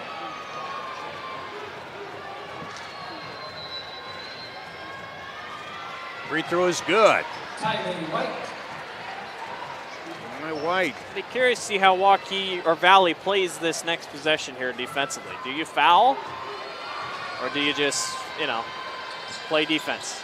Yeah, because there'll be an automatic 2. 6-point gain. Also, the way Gentry shot the free throws, no, won't matter. You're going to get the foul. Is it Yeager? I think it'll be on Brown. Brown. Nope. No Yeager. For being a post player, Yeager only having 2 fouls. That's pretty good. Well, she's played away from the basket a lot. She does. Also, it's been about a 50-50 mix tonight. They don't really have a post a lot of times. I mean, she can put the back of the basket and go post when she needs to, but she's also played outside a lot. And Yokil was not scored tonight. And misses a free throw. And this actually benefits Waukee. Waukee's a 68% shooting free throw team, while Valley's just 55. Second free throw good. Makes the lead 7 again. You get it down to 5, and that's about as close as they've been able to push it so far. Let's see here. Out comes out hard on the defense, out deep. Yeager gets it over. 3, short. Comes out, long rebound though. Whitey back around.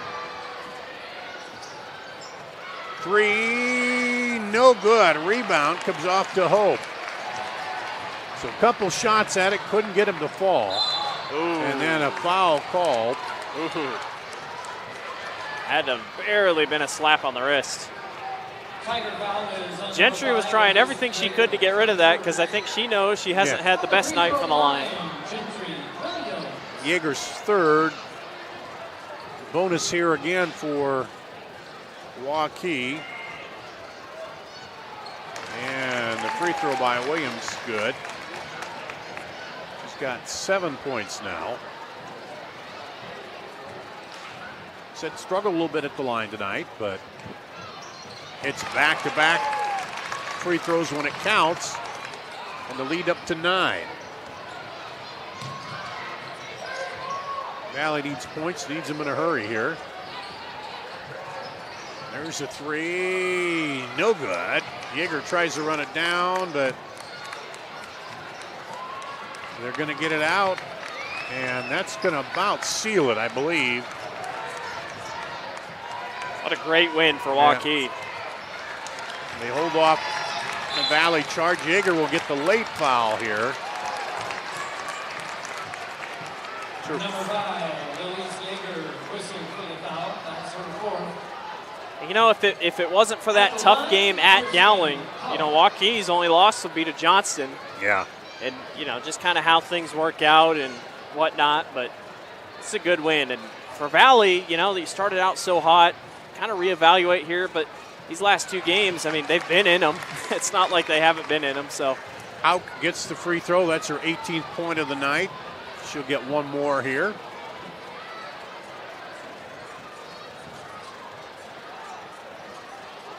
And for Hauk, gets that. That's number 19. She stepped up in the absence of Sorensen with her foul trouble here. Hauk averaging just about 10 points and almost doubled that. There's a long three, just misses at the buzzer. And that'll do it. 59-48. Waukee. We'll wrap up the scoring for you quick here. Looks like Sophia Hope 16 for Waukee, 19 for Kristen Hauk, 8 for Gentry Williams, Lydia Smith with 5, 3 for Emily Sorensen, she fouled out, 8 for Zalo. For Valley, led by Yeager with 18, 11 for Litt, 4 for White, 11 for Brown, and 2 for Kendall McDaniels. So the final here, 59-48. We have a between game. What's the show called now? We got now the Fast Break Show. The because Fast Break we were Show. like, how did we not think of that? So we got to send it to that because we got a good one. Yeah, we got the Fast Break Show. Then we'll be back with the boys' half of the doubleheader coming up here on CISN.TV. 1 on the shot clock. Hauk fires up a prayer and it goes. Winkler brings it up, drives in, crosses over, and 1.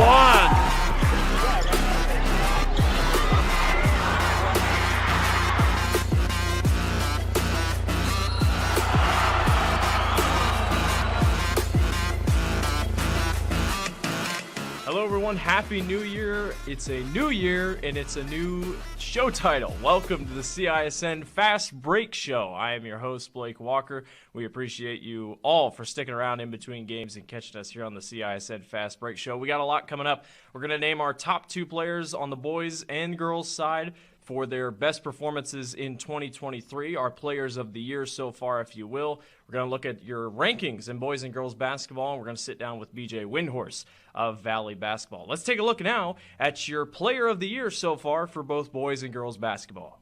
Our player of the season so far in boys basketball goes to Ankeny Centennial's Luke Winkle. The senior has been performing really well to start the season, helping his Jags all he can. 22.1 points per contest. That is one of the best in Class 4A among the boys' side. Also helping assist his teammates. 5 assists per contest. Luke Winkle has been on a tear to start 2023. We'll see how it carries over into 2024. Ava Zedeker is your player of the season so far on the girls basketball side. Ava obviously has been phenomenal for the first couple of years. She's still young. 18.1 points per game for the Dowling Catholic Maroons, 5.9 rebounds per game, and 4.7 assists per game. So Ava's doing everything in all facets of the game. Keep an eye out for her and this young Maroons team as the 2024 part of the year gets going. We're on to rankings to start the year. These are from December 22nd, but most likely nothing will change. Boys rankings, number 1 is Cedar Rapids Kennedy. They sit at the top. Very good team as well that made it to the Dome or made it to the state tournament last season. Valley at number 2, very good coach team by BJ Windhorst and company. Defending state champions, they're always going to be tough. Dubuque Senior, Linn-Mar, North Scott, and Cedar Falls, 3, 4, 5, 6. So a couple teams on the eastern side of Iowa to keep an eye out on. Linn-Mar beat Waukee, couple good wins for them. North Scott hasn't lost to an in-state opponent yet. Cedar Falls is very hot. Keep an eye on all those teams. Waukee is at 7, losses to Roosevelt and Linn-Mar. Can shoot the 3-ball better than anyone in the state of Iowa. Ankeny Centennial at 8, Ankeny at 9, and Iowa City West with one of the McCaffrey boys rounds out the top 10 for your boys rankings. Taking a look at the new rankings out of the IGHSAU Class 5A that was released on Thursday. Not a ton of change this week. Johnston's still the number 1 team at a perfect 11-0. Davenport North at 2. Their only losses are to out-of-state teams. Dowling Catholic at 3. Waukee at 4. Ankeny Centennial jumps from 6 to the 5th position at 6 and 5. Their only losses are to the teams that were ahead of them, minus Valley. Pleasant Valley is at 6, Ankeny is at 7, West Des Moines Valley drops the most out of everyone. They drop from the 5th position to the 8th position. Cedar Falls is at number 9, and Cedar Rapids Prairie rounds out your top 10. A pair of CIML teams hang in at 11 and 12. That's Southeast Polk and Waukee Northwest. Obviously, Southeast Polk beat Valley by 30. Sioux City East is at 13th, Iowa City West is 14th, and Linn-Mar rounds out your 15 teams in Class 5A. And those are your rankings for boys and girls basketball here this week, the new week to start the new year. We're going to take a break. You're watching the CISN Fast Break Show. We'll be right back.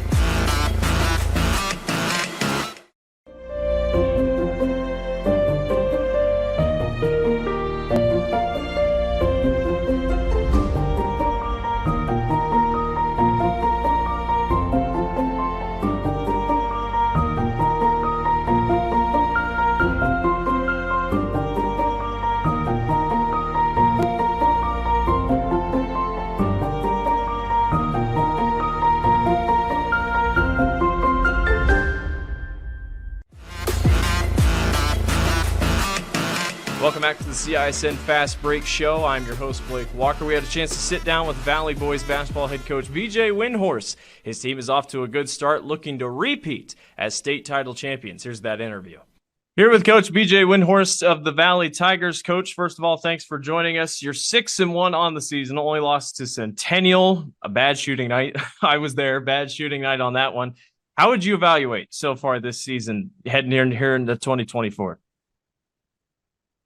Well, I mean, that's an excellent question. I think there's still a lot of that going on. I mean, the truth is, I that from the outside, we have everybody returning, but we did lose a couple seniors that were key parts of what we did. So we do have a new team. We have a transfer that came in, Jaden McGregor, who's been great, and we have a couple guys playing more than they ever played. So essentially, we do have a new team, so still trying to figure some things out. And I think just trying to put back-to-back days together of good preparation and getting their minds right. It's a tough time of year with a basketball season that lasts as long as ours does. I've always been a big proponent of that our high school basketball season could be way shorter, but it just is what it is, and you got to try to figure out how do you handle that journey of making sure that no matter what happens, you're playing your best basketball by February and trying to make some strides along the way. So I don't think we've been extremely sharp. Just to be honest, we've probably only played one maybe complete game that I would say would probably be the Johnston game. Every other game, teams have been with us for a good portion of the game, and we found a way to pull away or win. And then, I mean, obviously, in the night of the Centennial game, we just weren't able to really get anything going. So, I'm really hoping that certainly our best basketball is ahead of us. Holiday break's always a good time to kind of try to work on some things and figure some things out. So we're still in that process. I think I kind of call it data collection time. I mean, even this week, we want to go win the games and we want to figure out how we can keep getting better. But it's Friday night. We play Waukee twice. We're going to it'll probably be a different game the second time we play them the first time, and we'll collect a lot of data, see how that goes. Hopefully we'll find a way to win the game and just keep trying to get better. So I think the key is just keeping everybody healthy and trying to just inch by inch get a little bit better. You had a couple seniors last year, but it was a good group of sophomores. That was kind of the crazy thing that won the state tournament as all sophomores. Now they're juniors. Is there still just a lot of growing every single night, despite having one state title under your belt, all sophomores pretty much, but can you still see that growth every single night? Yeah. I mean, I will tell you, I mean, the fact that, someone asked, of course, everyone asks, and we're not going to make it through the rest of the season, unscathed again. Our schedule's just way too tough. But, I even asked with the Centennial, I was like, what do you think happened? I said, well, first of all, we played a group of 5 seniors. We played Centennial puts 5 seniors out there that are tough kids and have a sense of urgency and play hard. They realize this is it. We have our little patches where I think we're still not real interested sometimes, or we don't have that sense of urgency that we need, that that coach would like to see every day. So I think that's also part of the living in the world of today, where the most of the 4A teams that are really good, all your players are playing 12 months of the year. So they're just not going to be crazy motivated every single day. And I think just how do you navigate those waters? That's completely changed than when I started coaching 15, 20 years ago, because, kids didn't play as much as they are now. Yeah. And so I think that's just part of it. And it's just how do you figure out how to manage that during the season, the fact that, you got kids that are playing all the time. We're still early in the season, but yeah, we still got to figure out a way to get better. So yeah, we're working through all that. And it's a fun process. We have not played even near our best basketball. Zay comes back. He'll be back. And there'll still probably be a little bit of adjustment there, but having him back in practice has just been, it's just really helped us a ton. Yeah. You talked about the Waukee game on Friday. Saturday's a fun day. MVC CIML showdown. Talk about that. Obviously, the Central Iowa teams don't really get out to play the Eastern Iowa teams very much, but you guys get Linn-Mar, very good matchup this year. Yeah. Talk about that. You guys played Kennedy last year at home. That was kind of a preview, if you will, of it. Talk about how important this weekend is for both sides playing each other. Well, I mean, you can look at that a lot of ways. I think it's just a fun thing that we're doing, and I think we're excited about it. I think the downfall of it is everyone's got to play a tough league game the night before, and then you turn around basically on 0 prep, and you got to run over there and play. I mean, it just is what it is. But if there was any way to make it perfect, to where I think it'd be an awesome event, is to where everyone could maybe have a day to prepare for that day. John and I have talked about that offline several times. If we do it next year again, that maybe we try to have it so everybody moves that Friday night league game to Thursday, and then we can really make that Saturday crossover. You just don't know what you're going to get. I mean, as far as the matchups will be fun, but the prep is going to be very minimal. Everyone has a conference game the night before, and then you'll just get up and go play. But it's a neat event. I think it'll be a lot of fun. I don't know what you'll really be able to tell based on the results of those games. I mean, just because of the what I mentioned. But however, you get in the state tournament, all you have is a 1-day prep. Yep. Less than 24 hours prep for other teams anyway in a 3-day tournament. So I like it in that aspect. So it's going to be fun. It'll be fun to see how those games turn out. I think it can go a lot of different ways. So yeah, it's an exciting event. I'm glad that, John and I started talking about that last year. I got to give him a lot of the credit. He really pushed having that put together. And so hopefully it'll go well this year, and we're going to, come back over and do a smaller version of it, the 27th at Waukee. And then, next year the idea would be to do it and then try to get it, the second part of it here at the Knapp Center, but we weren't able to get that done this year. So it's going to be fun. I think everybody's pretty excited about it. Hopefully a lot of people will be interested in coming out and watching it. Absolutely. Well, Coach, we appreciate your time, and good luck to you and the Tigers here this week. Appreciate it. Thanks, guys. Yep. Thank you, Coach. Once again, I want to take a moment to thank BJ Windhorst for sitting down and chatting with us here to start the new year. We really appreciate it. We appreciate all the coaches that sit down and chat with us here on the CISN Fast Break Show. Take a look at our game this week. Well, it's the one you're watching right now. Valley and Waukee, our last game here this week on this Friday. Should be a good one here between two of the top CIML teams of boys basketball. Keep an eye out for that one. A 3-point shooting team in Waukee and a dunking fun team to watch in the Valley Tigers that can beat you on any side of the floor. That will do it for us here on the CISN Fast Break Show. Don't forget to follow us on all of our social medias to keep track of where we are broadcasting games next. It's going to be a fun year. We're going to get to a couple of Des Moines public schools along with the metro schools as always. It's going to be a fun year. We appreciate you following us along. I'm Blake Walker. Enjoy the game. Thanks for watching the CISN Fast Break Show. Welcome back to the Waukee Fieldhouse, here for a battle of two top 10s in Class 4A. It's the number 2 Valley Tigers on the road, taking on the number 7 Waukee Warriors.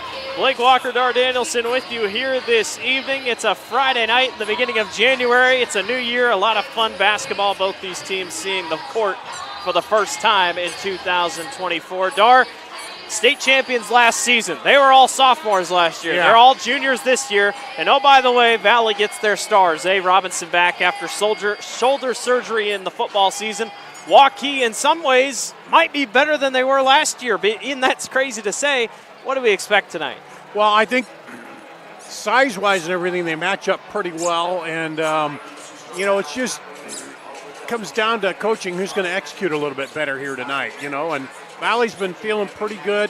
Like you said, last year they're kind of snuck in on everybody, the spotlight on the Waukees and then Valley stepped up and said, hey, we're here. And now, they got a little of that experience. They're used to being the state champion, but, but they're still coming out and playing like, hey, they aren't taking that for granted. So it's going to be an interesting matchup. If everyone watched that game or the Fast Break Show, Windhorst said that he's only thought maybe once they've played their best basketball Valley has this year.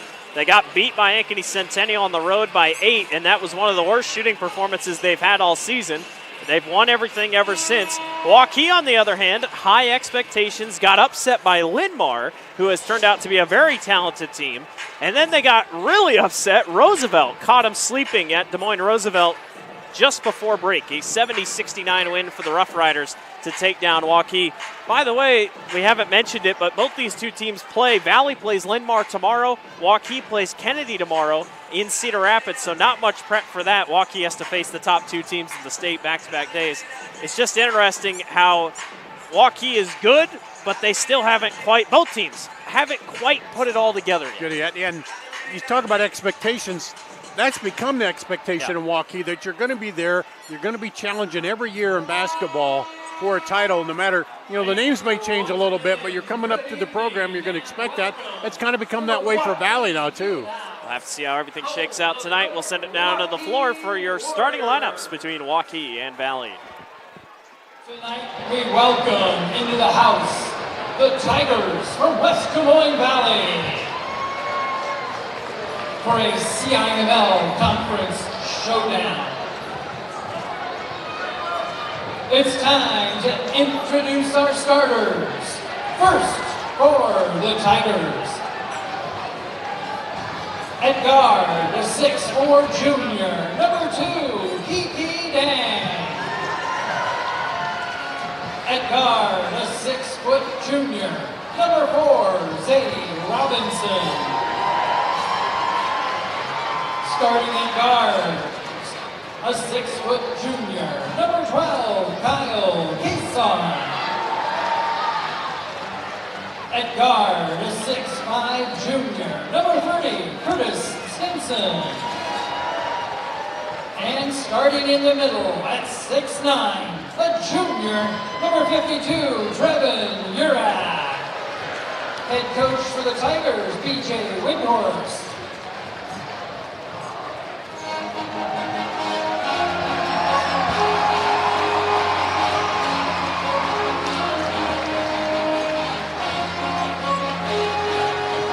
And now, here are the starters for your Waukee Warriors.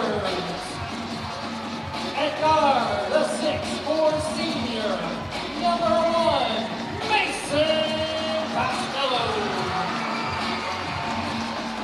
At guard, the 6'2" senior, number 11, Leon Chickman. At guard, the 6'5" senior, number 22, Jaden Rogers. Starting at forward, the 6'7" senior, number 30, Owen Schimmer. And at forward, the 6'6" sophomore, number 32, Evan Jacobson.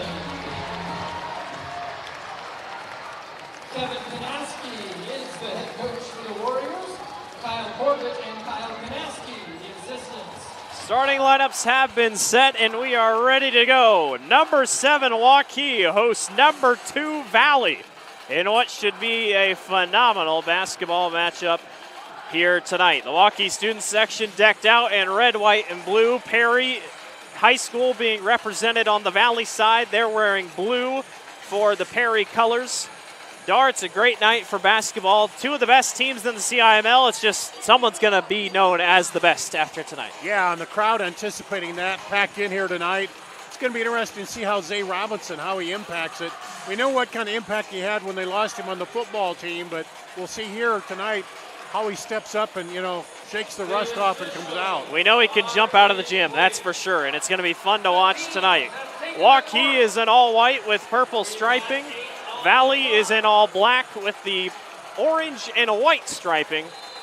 And we are ready to go from the Waukee Fieldhouse. Number 2 and number 7 in the CIML were underway.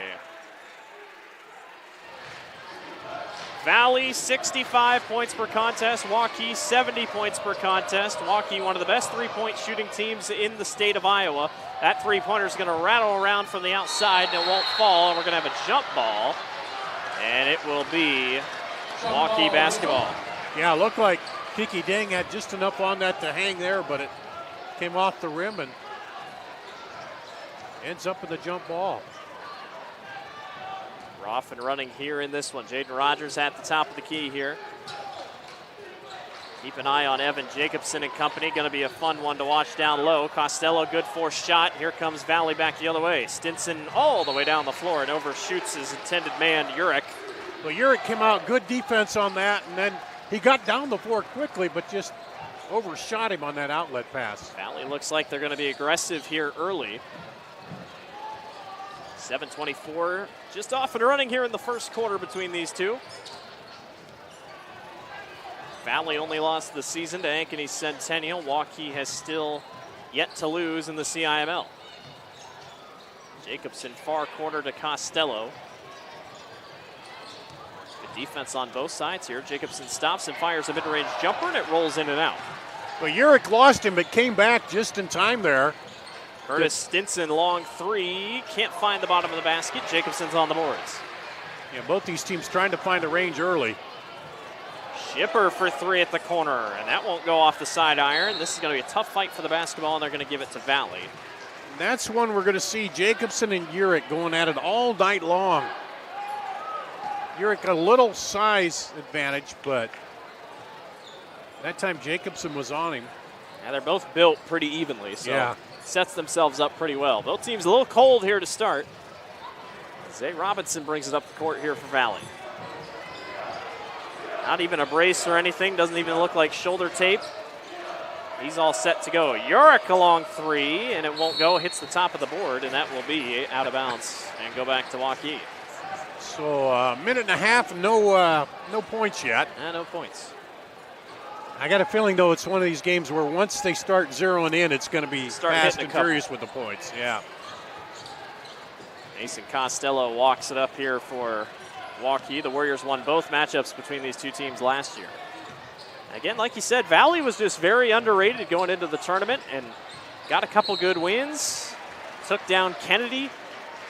Took down Pleasant Valley. And I remember doing a couple of games where, one, they really got pounded and they looked really good at times. They didn't look so good at other times, and that's what you get with a young team sometimes, but they put it together down the stretch. That's the interesting thing about this year. You know, you win the state championship. A lot of them were sophomores. How would they respond coming back? Jacobson down low, waiting, gets it up, won't go. Good defense by Urich. Valley pushes back the other way. Again, no score here. Under 6 to go in the first. Dang, baseline, off glass, won't go. Urich's on the glass and puts it up and in. Put back. So 2:15 in, we get a bucket. Urich 6'9", down on the low post. Mason Costello free for 3, and it won't fall. And a rebound taken away by Kyle Kaysen. Nice pass, just caught the leg of Evan Jacobson. It probably would have been a basket for Curtis Stinson. Deng was trying to wrap it around, but Jacobson saw that, and as you said, got the leg in there.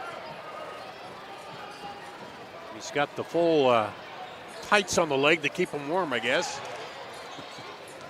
Arid pass, but Kyle Kaysen's able to recover. There's Dang in the corner. Longer possession here by Valley.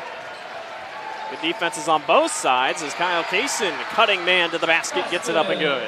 Yeah, we haven't really seen either of them challenge the shot clock with the possession there. That was the deepest one we've seen in the game thus far, and they finally get the easy look underneath. That one's knocked away, Zay Robinson. And boy, he's fast, and Rogers knows it and catches him on the back for a foul before he can go very far. Waukee obviously dependent on the 3 ball. It's not their bread and butter, but it's definitely something they like to knock down quite a bit. Not hitting so far. Valley's also not hitting, but things are working out. McGregory in the lineup for Valley now. Big transfer pickup this offseason for Valley. Stinson tries to get it to Urich, and it's taken away by Rogers. Deion Jenkins all the way, and he's swatted back by Urich. And just as Jenkins thought he had a rebound, he's on the line and he's out of bounds. I've been impressed in the early with Urich. He knows when to swat, when to watch this when he catches all ball there, and he knows when he has a size advantage and doesn't try to bowl it too much. And then a jump ball going back the other way. Jump ball on the floor. That's actually going to stay with Valley, so they'll throw it underneath. And Urich, I mean, he was a decent part of the team last year, but he has really come into his own here as a center here in the CIML. Robinson fires at the wing, and he welcomes himself back with a 3-pointer. And just sweet through the net cord. Beautiful shot. 7-0 start here, and Valley's, just like the girls' team, very handsy on defense. Into the ball game, number 54. Waukee's going to have a shell shock here to start. See the rotation, and Robinson, boom, right to the bottom. No hand up at all. Zay will take that all day.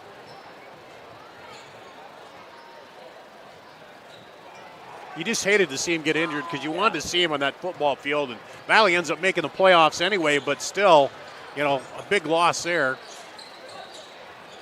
Jacobson tries to work it around Marcus McGregor. McGregor actually started the season as a starter, and Urich was on the bench, and then obviously Windhorse has changed things up.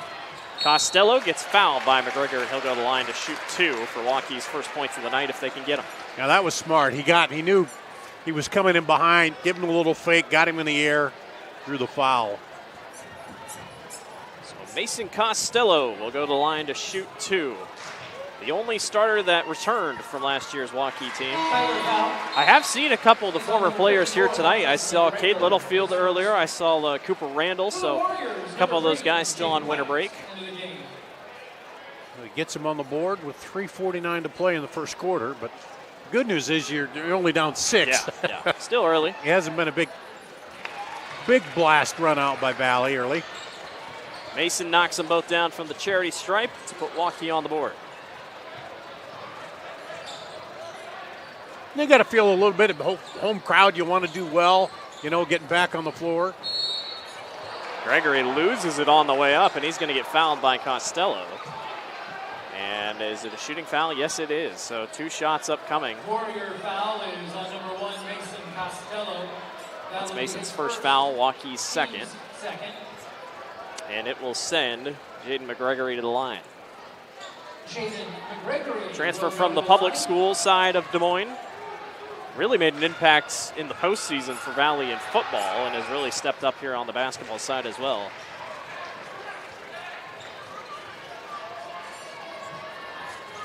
He knocks down his first.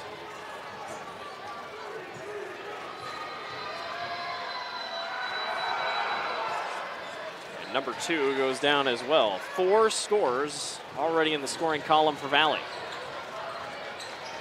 And you said it, Dar, if Waukee can get the crowd into it a little bit, might help them out. Costello through traffic, off glass and good. Mason Costello. Way to contort his body, just push through the defender, get it off the glass. A little bit of a press. Kyle Kaysen gets 3 for 3. Won't go. Rebound won't go either for Curtis Stinson. Had the right idea, and Waukee wants to push. Down the floor to Jay White. Stinson kind of quiet early here for Valley. White baseline through traffic, got it blocked away by McGregory. Robinson hands it off. Stinson underneath and gets it to fall. Yeah, I heard what I said. So there you go. So no, I'm not. Right, yeah, but nice look and then a good reverse to keep the ball away from the defender. Valley leads by 7. Costello for 3, and it goes. Boy, he's a one-man show tonight. He's got all 7 for the Warriors. Stinson baseline, just misses. 2 easy jumpers. Can't get to fall.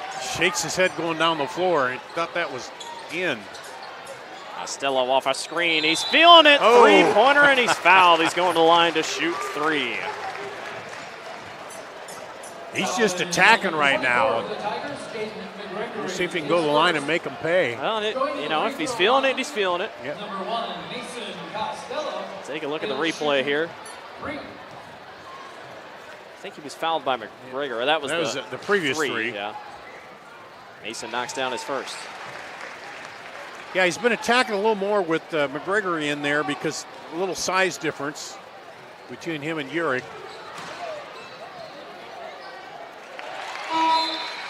Second one goes. All 9 this quarter. Keeping Waukee in reach here. For the Warriors, number 24, Keyshawn Moore. Keyshawn Moore takes the floor for Waukee. 1 more upcoming for Mason. And it's off back iron, but Waukee grabs the rebound. Jaden Rogers fires a 3, and it goes. Just like that, they take the lead. 1 lucky bounce on a rebound, and the Warriors have their first lead of the night. Robinson, baseline through traffic and 1. What a shot by Zay Robinson. It's had to be frustrating sitting out, and now he's just turning it loose here. Look at this. Stop and go through the defense, gets a nice up off the glass and down. And Valley's held it down without him, but now that he's back, it's just That's just another dimension. I don't know how many times I heard this season. It'll be good when Zay comes back. Yeah. He knocks down his free throw on top of it. He's got 6. He's just explosive, whether it's football or basketball. That's the way to describe it. Valley leads by 2. Rogers with it here in the corner. Urek back in there down low to work against Jacobson. 15 to go on the shot clock. Rogers goes all the way in with the right hand, just can't get it to fall. 1:25 to go here in the first quarter. Kiki Dang still trying to get him in the scoring column here tonight. Stinson sees a lane, flies in, and gets called on the foul. Jay White hits the floor, and it's an offensive foul on Curtis Stinson. Yeah, just a little frustrating start for him. Missed that one layup, and then there he double clutch drive, and he gets the offensive foul. Kind of surreal to watch him at the state tournament, have probably his best set of games. Meanwhile, his dad's jersey is the only jersey besides Kurt Warner's that's hanging in the rafters at Wells Fargo. Yeah, at Wells Fargo, yep.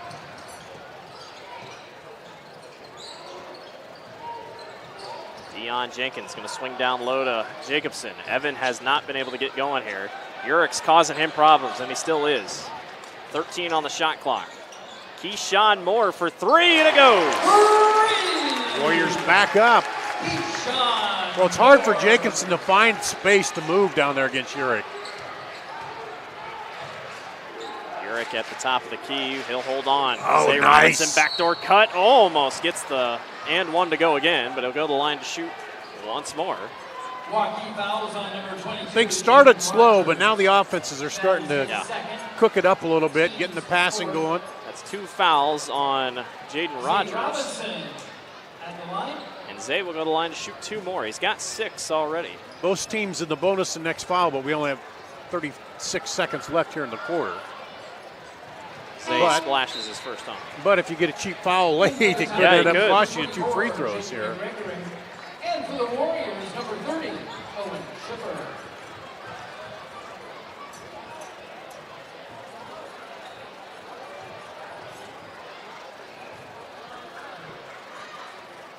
Zay knocks down his second. How about 8 points in his first quarter back? Not bad. Practically nothing separating the shot clock and game clock, maybe 0.1. White holds at the top of the key. Valley by 1 here. Back and forth first quarter after the cold start for both teams.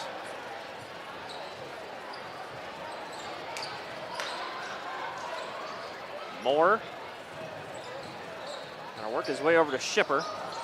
5 seconds. White working on Stinson. White all the way. Gets tripped.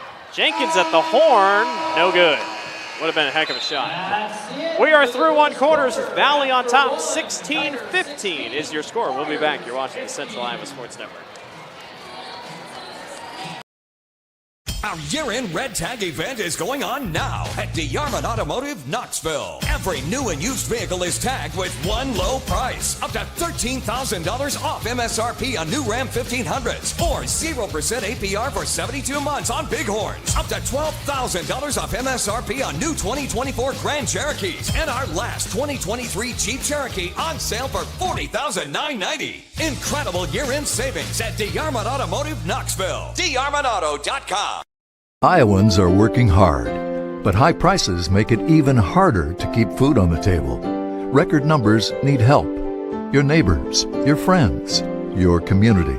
Stopping hunger starts here. Free Godfather's Pizza begins with the download. Order through my new online ordering app and start earning free pizza and sides. It's easy. Download the Godfather's Pizza online ordering app today. Do it. Welcome back to the Central Iowa Sports Network. Blake Walker, Dar Danielson with you here. 16-15, Valley leads over Waukee. Fun first quarter once everybody started hitting their shots. Yeah, once they got going, a little slow start, but once they got going, we're seeing a lot of cutting, a lot of action, some good inside play. Mason Costello, he's got 9. Leads all scorers. Zay Robinson with 8 for Valley. Just 3 players scored for Waukee in that first quarter. Valley's almost entire starting 5 was able to get the bucket. Yeah, and Costello just pulled them along. Kiki Dang running free, gets around 1. Zay Robinson dunks it back down. Zay Robinson. That was the unintended setup on the dunk. Oh, my goodness. He wanted the layup, but it came off, and Robinson right there to flush it home. We were waiting when he was maybe going to take off. Rogers for 3, no.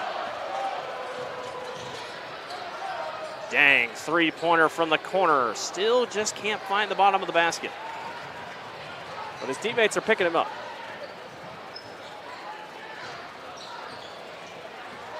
Rogers, or excuse me, Deion Jenkins here at the top. He's a shifty guard. He'll go one-on-one against Robinson. High off glass, won't go. Curtis Stinson to the corner to McGregor, and McGregor, three-pointer. Won't fall that time. They got to find a way to move Urick out of the middle because he's just hanging in there. Yeah, he gets stuck. Not allowing them to drive or anything. Now he's coming up high, but they didn't get a chance to get behind him there, and he gets back. Mason Costello, awkward three from the corner. I think he was trying to draw a foul. Stinson underneath, fouled by Rogers. That's three. So that will be it for Jaden Rogers in this first half. Warrior foul on number 22, Jaden Rogers. Take a look at the replay here on the dunk by Zay Robinson. At the line, Nobody's home. Curtis Stinson. They reinforced those backboards last year after Pfeiffer broke them in a game. Curtis Stinson knocks down the free throw. Yeah, and that was, it wasn't the intentional lay it off the glass to him. He was trying to get the points himself, but it came off in a good angle, and boom. And it shows the faith that Windhorse has out of an injury for Zay Robinson. Some players you think, lean him back in. No, he's going to go out and dunk. Going full speed, yeah. But, there were videos of him dunking in practice, it felt like in early December, so it was just kind of a waiting game. When was he going to play? And he's causing issues for Waukee right here. 2015.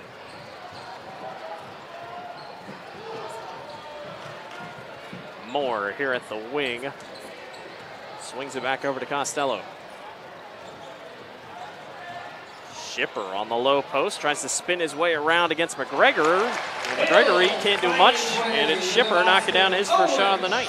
Yeah, Urick came over to help, but a little late, and he was able to get the shot up before Urick got over there on the help. Robinson, quick move, almost blocked away by Jacobson, but Zay will go to the line again.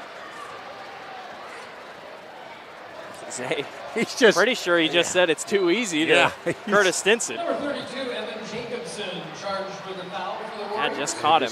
Yep. Zay Robinson. That's the big one. Zay is going to be one that a lot of people are going to ask, where is he, or what's he going to do? Is he going to go play basketball, or is he going to go play football? I know he has offers for both. He's already got 12 or 11 tonight.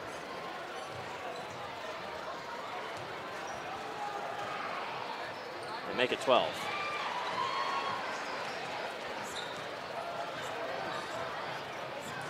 Valley by 5. Hasn't felt like the crowd's got into it much. No, Waukee hasn't gotten much rhythm yet on offense. Maybe a sporadic three here and there. Kyle Kaysen with the steal. Is he able to get it away? No, he isn't. Moore's in trouble, and Costello takes it back. Quick double, ball's on the floor. Robinson picks it up. Thought about a three. He wanted to lob it up for McGregory, or at least that's what Jaden wanted. Stinson to Urick underneath. Nice play. Nice look there. Just spinning. You thought he was going to go to the basket, but he saw Urick there and dumped it off. Three-pointer by Jacobson won't fall. Rebound again by Kyle Kaysen. Valley is on a run. Robinson stops and fires for three. Won't fall. Jay White's on the boards. They aren't letting Waukee get out and run, though, either. White all the way through traffic, won't go, gets his own rebound. He's stuck underneath the basket. Looking for somebody, nobody's there. Kyle Kaysen's on the floor. And he's going to be saved by the timeout. He didn't see Curtis Stinson. It'll be a 30-second timeout. Well, a lot of scrambling on the floor here. Valley is running and gunning, and Waukee is not. Well, there again, Urick, he stepped back in the middle, defended on that shot. Let's see, is this going to be, the nice. Should be the play for Urick here, yeah. For Urick, boom. He draws the two guys into him, sees Urick under there, and it's an easy two. But Urick is just clogging up that lane down there. He's helping on defense. He's doing a little bit of everything in there. Well, Waukee tomorrow will play Cedar Rapids Kennedy at the Alliant Energy Powerhouse in Cedar Rapids. That game will be at 7 or 7:30.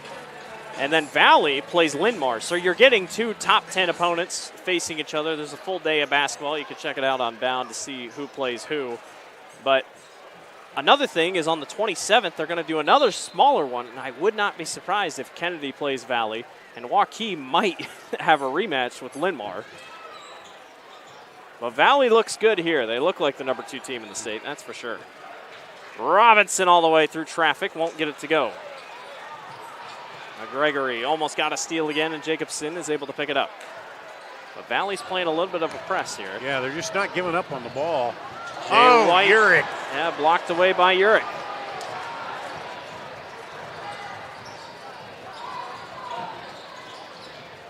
Stinson and Urick playing back and forth with it. Now they finally hand it off to Curtis. Tried to hand it off, and it rolled right up his chest back to Urick. Kyle Kaysen for 3. That won't drop.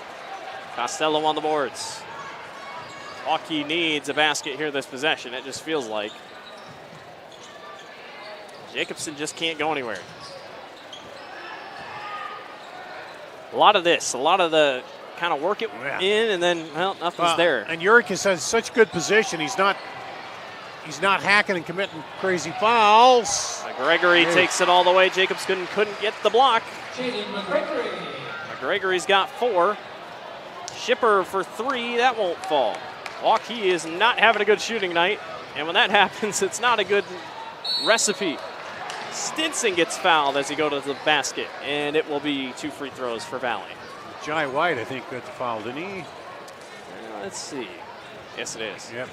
Warrior foul is on number 3, Jay White. See here, who else? Robinson on the steal, and that was McGregory knocking down the layup. Curtis Stinson will go to the line. And that's the thing for Waukee. Once you put that shot up, you can't rush. You got to be ready to sprint to the other end of the floor, because if Valley rebounds it, they're pushing it out quick too. Number 11, Dion Jenkins. And number 20, Carlos Carui.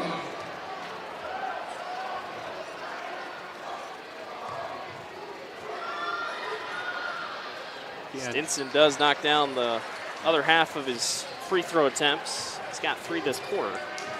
Dion Jenkins back in, Carlos Carui in for Waukee. Trying to find a lineup here to crack the defensive code of Valley. Keyshawn Moore for 3. That won't fall. Dion Jenkins is on the glass. He holds off to Shipper, but Shipper travels. And the Waukee crowd can't believe it. Yeah, man, the one time I get Urick up in the air, and then you call me for traveling. And the one time felt like probably shouldn't have passed it. Yeah.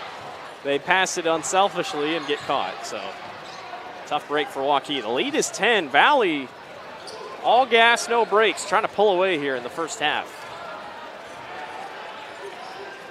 We knew Valley getting Zay back was going to be huge, but man, it has turned out to be a killer for Waukee, and the Warriors just can't hit a shot. Kaysen can't hit a long 3. Costello. Floater won't fall. High rebound skied by Kaysen. Closing in on 2 to go. Stinson through traffic and a travel.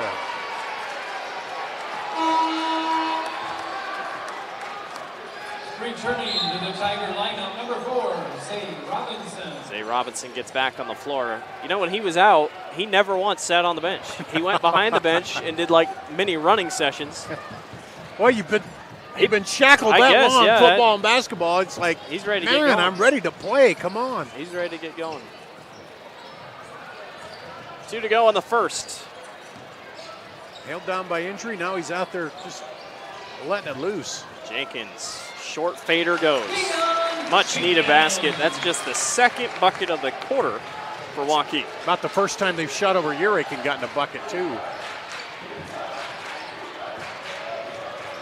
Kaysen responds, won't go. Urick somehow goes for the rebound over Mason Costello. Now we trade baskets. Lead is still 10. Moore working around to Costello. Robinson almost knocks it away. Jenkins hands off. Keyshawn Moore for 3, and that one splashes home. The second 3 of the ball game. Finally getting a little rhythm, moving around. Kiki Dang hasn't hit a shot tonight. That changes there. Kiki Dang for 3. Great response by Valley all throughout this first half. And the thing is, everybody will shoot. They'll miss it. They'll come back and shoot again. They got the confidence going. Shipper for three over Urich. That won't fall. He's having a tough night. Robinson comes racing back the other way. Zay Robinson all the way, and an offensive foul.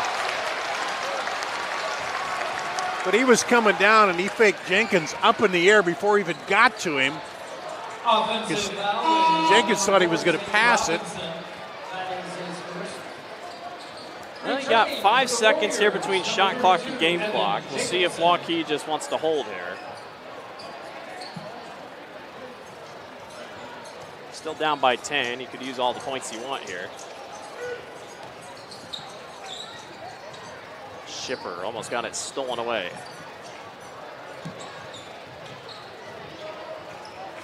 Fun first half. Valley high flying, and that's for sure. Living up to their name. Jacobson on the low post. He just can't get it to fall. He is still scoreless tonight. No, he had to go with the high release on that to get it over Urich, and doesn't quite go. 8 seconds left to go. Stinson to the corner. Kaysen for three. Yes! Oh, man. Kyle Kaysen with the long three-pointer, and Valley cruising here at the Waukee Fieldhouse. 35-22. Tigers lead. We'll be back. You're watching the Central Iowa Sports Network.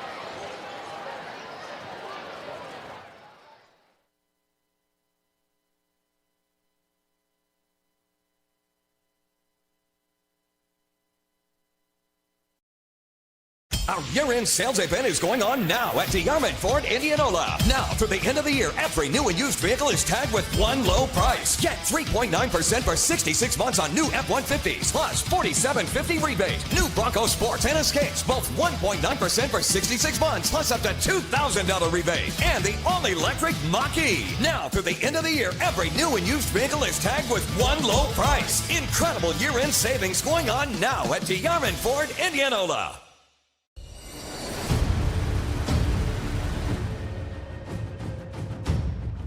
Hey, you two, we all want to be winners, right? The winning drive comes from choosing unleaded 88, a cleaner burning fuel made from corn. That way, we all win. Now give me some wings.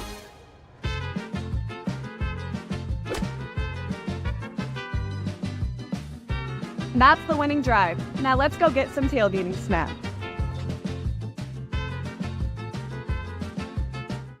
Western lets your UTV power through the storm. The Impact V Plow and Impact Straight Blade, with the features the pros demand. Custom tailored for your UTV. And to keep your work top-notch, rely on the Tornado UTV Hopper Spreader. Now that's a job well done. Western, more jobs done faster.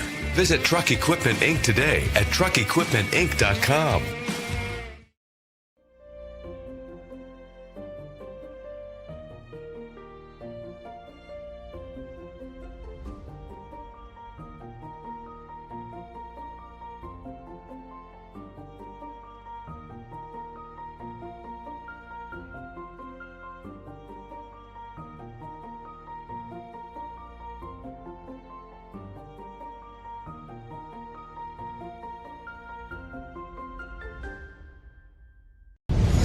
Ever have one of those awkward moments when a business disappointed you? You got ripped off? Didn't get what you expected? The Better Business Bureau can help you avoid these uncomfortable situations. BBB accredited businesses are honest, ethical, and reviewed annually by the BBB. Don't experience another awkward moment with a bad business. Trust the ones that operate with integrity. Look for the BBB seal. It's the sign of a better business. And find a better business anytime at bbb.org. Welcome back to the Central Iowa Sports Network, back here at the Waukee Fieldhouse, where Valley, number 2 Valley, leads number 7 Waukee 35-22 at the halftime break. Blake Walker, Dar Danielson with you here, quickly running over some scores. Kiki Dang with 3, Kyle Kaysen with 5, Jaden McGregory with 4, Curtis Stinson with 5, Trevin Urich with 6, and how about Zay Robinson? First game back from injury this season, 12 points so far this season. For Waukee, Deion Jenkins with 2, Jaden Rogers with 3, Keyshawn Moore with 6, Owen Shipper with 2, Mason Costello with 9, all in the first quarter. I mean, 19-7, they outscored them. Valley did in that second quarter. The only thing I can see, maybe Waukee try to slow the offense down, pass a little more. You got to get a little more movement and force Urick to move around a little bit. And get the trouble is the other guys are such good defenders too that giving you that open shot. I was going to say that, sometimes you could say, okay, when this guy checks out, we have a chance. Yeah. With Valley, it's like their entire starting 5. Anybody, you could take one out, it wouldn't matter. You're looking at everybody else. Then you say, well, get a defensive rebound and push it up the floor. Getting a defensive rebound has not been easy either. So Valley is faster. It feels like they're more athletic, and Waukee's just kind of stuck behind. Evan Jacobson, a big one that, Waukee has leaned on him a lot this season, still held scoreless. Owen Shipper still hasn't hit a shot. Jay White still hasn't hit a shot. And then Mason Costello didn't hit a shot in the second quarter after scoring 9 in the first. Yeah, he got him off to a good start, Costello, but you just got to get a few more people involved, hit a few threes maybe, put a little more pressure on Valley. We will take a break, and we'll be back for your second half. You're watching the Central Iowa Sports Network.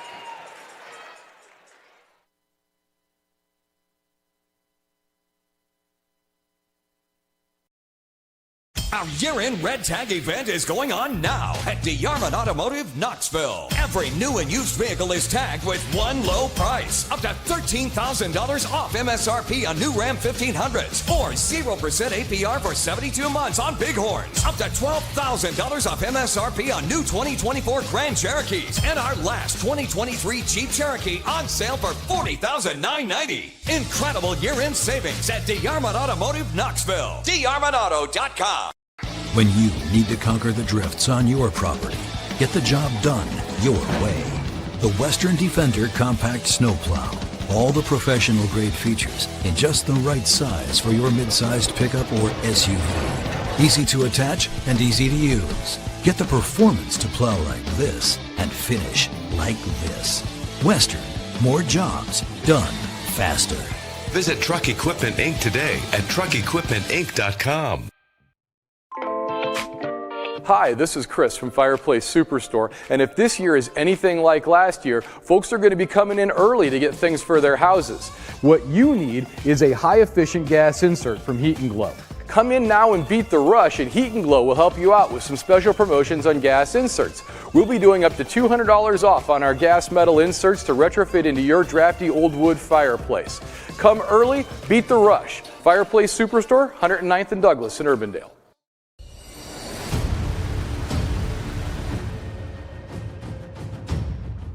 Hey, you two, we all want to be winners, right? The winning drive comes from choosing unleaded 88, a cleaner burning fuel made from corn. That way, we all win. Now give me some wings.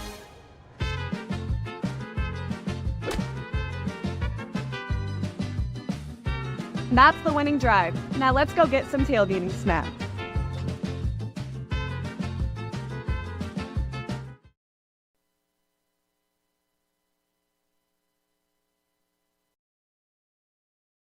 Ask Joe, why do you often say Westside Auto instead of Westside Auto Pros? Because I think I shouldn't have to tell you we're the pros. That's what you expect. Many places will tell you that they're honest and will fix your car right the first time and that they're friendly. Well, duh, isn't that what you expect? How about this? I'll put my claims in writing. The Westside Auto lifetime warranty on any repairs we do. That's an offer no other auto repair shop in this area is doing. For the best, head west, Westside Auto Pros. Over 1,300 vehicles on WaukeeChevy.com. Schottenkirk Chevy Waukee. If we don't have it, you can build it. Newly expanded service department means we're hiring. See the openings on WaukeeChevy.com. Schottenkirk Chevy Waukee. WaukeeChevy.com. Free Godfather's Pizza begins with the download. Order through my new online ordering app and start earning free pizza and sides. It's easy. Download the Godfather's Pizza online ordering app today.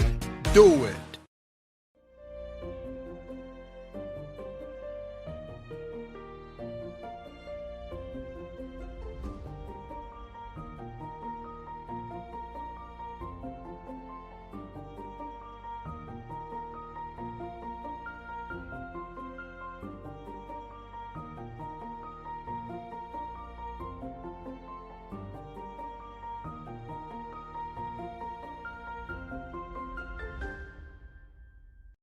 Iowans are working hard, but high prices make it even harder to keep food on the table.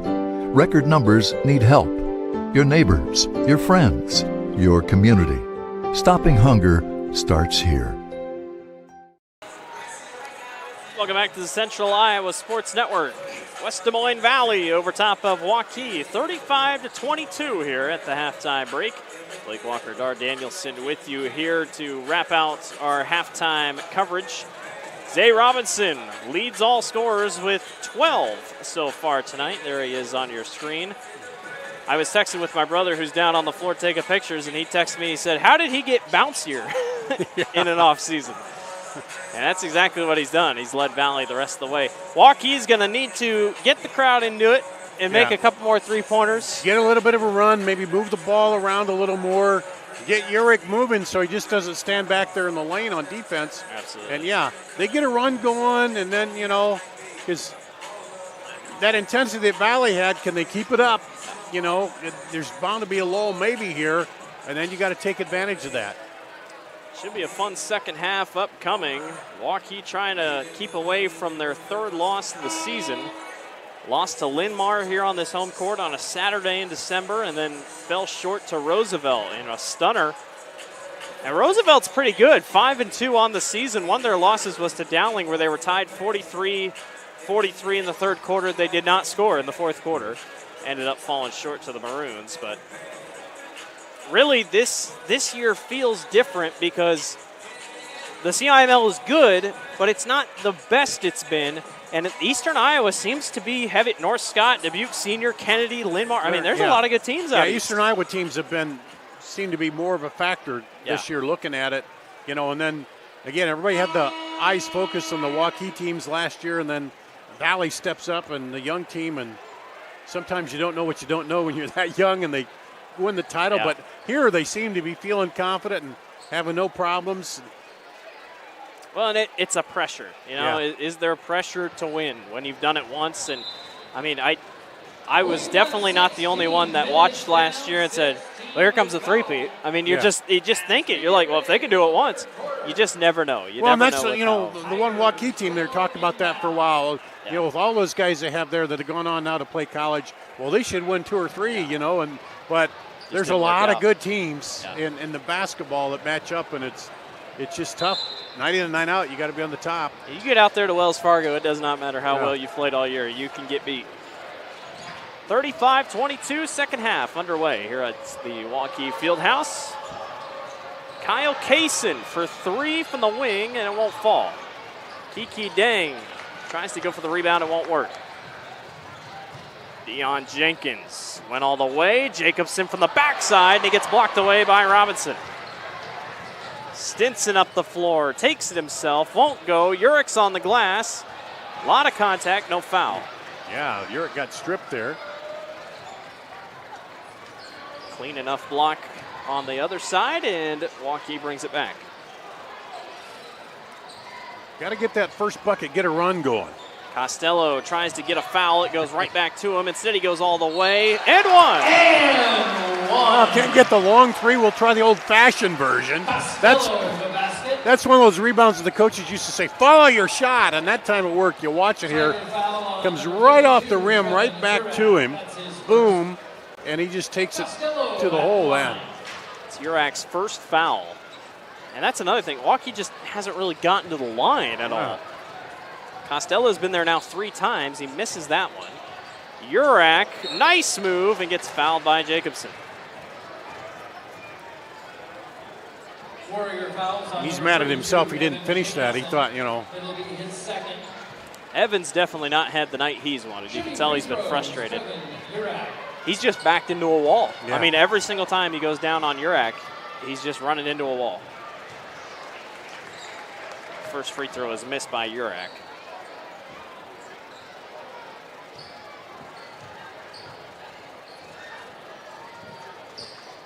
Second one goes. One thing that Coach Windhorst was talking about with me on the Fast Break show, you head to Cedar Rapids tomorrow, you play another top 5 team, top 10 team. You get really no prep. I mean, you just have to go on the road. You go to bed tonight, wake up, do some prep, but really don't have a chance to work on anything. Rogers goes all the way and gets the layup to go. Yeah, that was a nice stop and slide by in for the bucket there. And that'll tell too how your depth is when you have a game like that tomorrow. Well, but he did say it's no different than the tournament. You know, you play every day in the tournament, so kind of prepares you a little bit better. Good defense. Stinson for 3. No. Crucial rebound taken by Costello. All the way up the floor. Rogers dunks it home. Is that the spark that Waukee needed? Rogers with back-to-back buckets has it at an 8-point game. Stinson on the backdoor cut gets it to fall. A couple times tonight, Dar, Waukee has been burned by that backdoor cut. Jacobson for 3. Can't get the lucky bounce. Shippers on the glass. Goes up strong and gets it to go. Kiki Dang did not even try for a block. But now they're being a little more aggressive, seems, offensively here. Got a little string together. Yeah, don't want to trade baskets, though. Kaysen again down low. Zay Robinson wide open for 3, and that won't go. And there they had Urick out from under the basket. They get the rebound. Costello trying to get the offense rolling.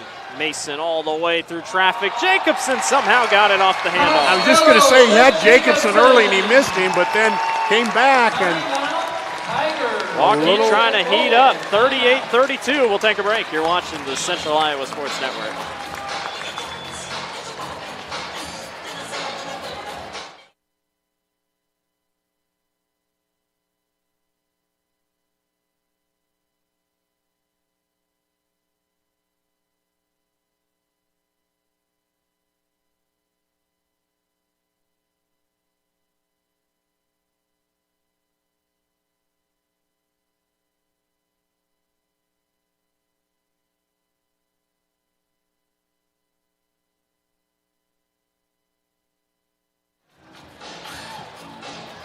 Welcome back to the Central Iowa Sports Network. Valley on top, 38-32. But Waukee's starting to run. Man, they've cut the lead in half from halftime here.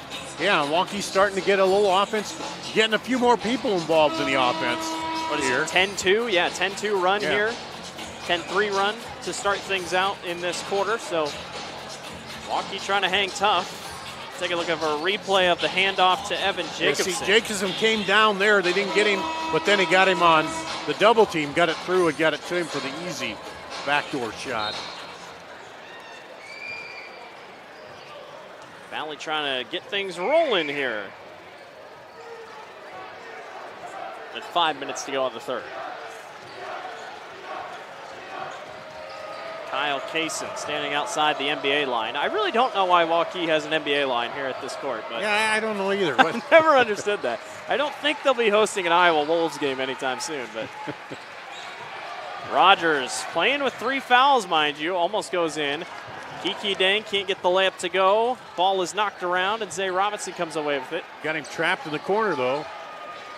Robinson throws into traffic. Valley comes up with it. Kyle Kaysen for 3. Rattles in. Gets a zoop booping down. Second three-pointer of the night for Kyle. Costello. Whoa, tough shot. Shipper's able to grab the rebound. Jaden Rogers, why not? He's having a heck of a quarter. He's got 7 this quarter, 10 overall. Stinson, baseline. Kaysen for 3 again. Won't fall. Jacobson's on the board. Big possession for Waukee. Yeah, chance to cut that lead now again. Jacobson all the way. Blocked by Urick. Perfect positioning for Urick. Stinson lobs upstairs to Zay Robinson. Zay Robinson, assist to Stinson. Well, Stinson hasn't been scoring at his normal clip, but there he got the assist. He saw Robinson and just laid it in perfectly. So that's a double dunk tonight for Robinson. Jenkins. Back to Jacobson, down on the low post to Shipper. Owen working on Zay, and he backs him down and gets the layup to go. Good body use there. Blocked him off, spun in, got the bucket. Still 6-point lead, but Waukee showing signs of life here in the third quarter. 30-second timeout. Take a look at the replay here. Got blocked away. Robinson and Curtis, they knew it from the second they took off. Boom. Man, he can jump. Almost had to separate the Waukee bench when they called the timeout. Zay was caught up in the traffic, and someone on the very end of Waukee's bench was saying something.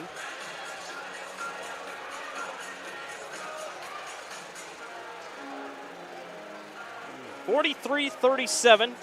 Kanaski drawing something up here as he wanted to take the timeout out of the bucket make. Again, good quarter here for Jaden Rogers. He's got 7. Great response, though, overall. Good start to this third quarter. Cut it down to 6, what had been 13.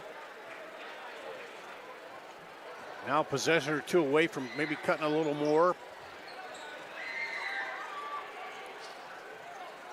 Gregory back into the ball game with McGregor in as well.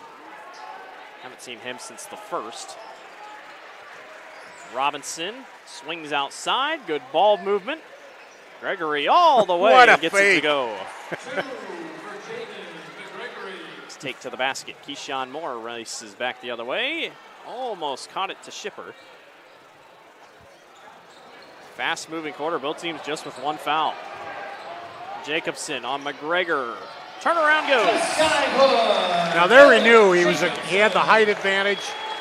Blocked it in and that's the thing. Urick's off the floor. Yeah. So I'm sure Jacobson will see a lot of the basketball here.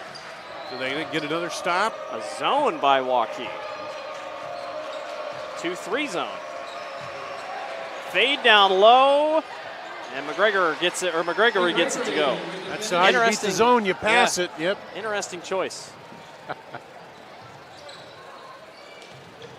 Boise almost had a steal back the other way. Jacobson, long 3 at the top, goes. Jacobson starting to catch fire here. He's got 7 all this quarter. And Waukee not going away yet. Lead is 5. Robinson got a man in the air. Lost it. Out of bounds, and it will be Valley basketball. Now Urick will come back in. Kiki Dang back in. Sure, Valley loves that on the second half they have to play. They get to play away from the Waukee student section. The student section hasn't been as loud tonight, but don't have to worry about the noise. Urick can't go. Stinson got fouled as he went up for the rebound. Slash put back. Warrior foul is on number 30, Owen Shipper, his first. Just a second team foul. Yeah. Stinson will go to the line to shoot 2. We haven't had a lot of fouls called in this game. No, not a ton. 7 points tonight for Stinson, make it 8. Averaging 21 on the season.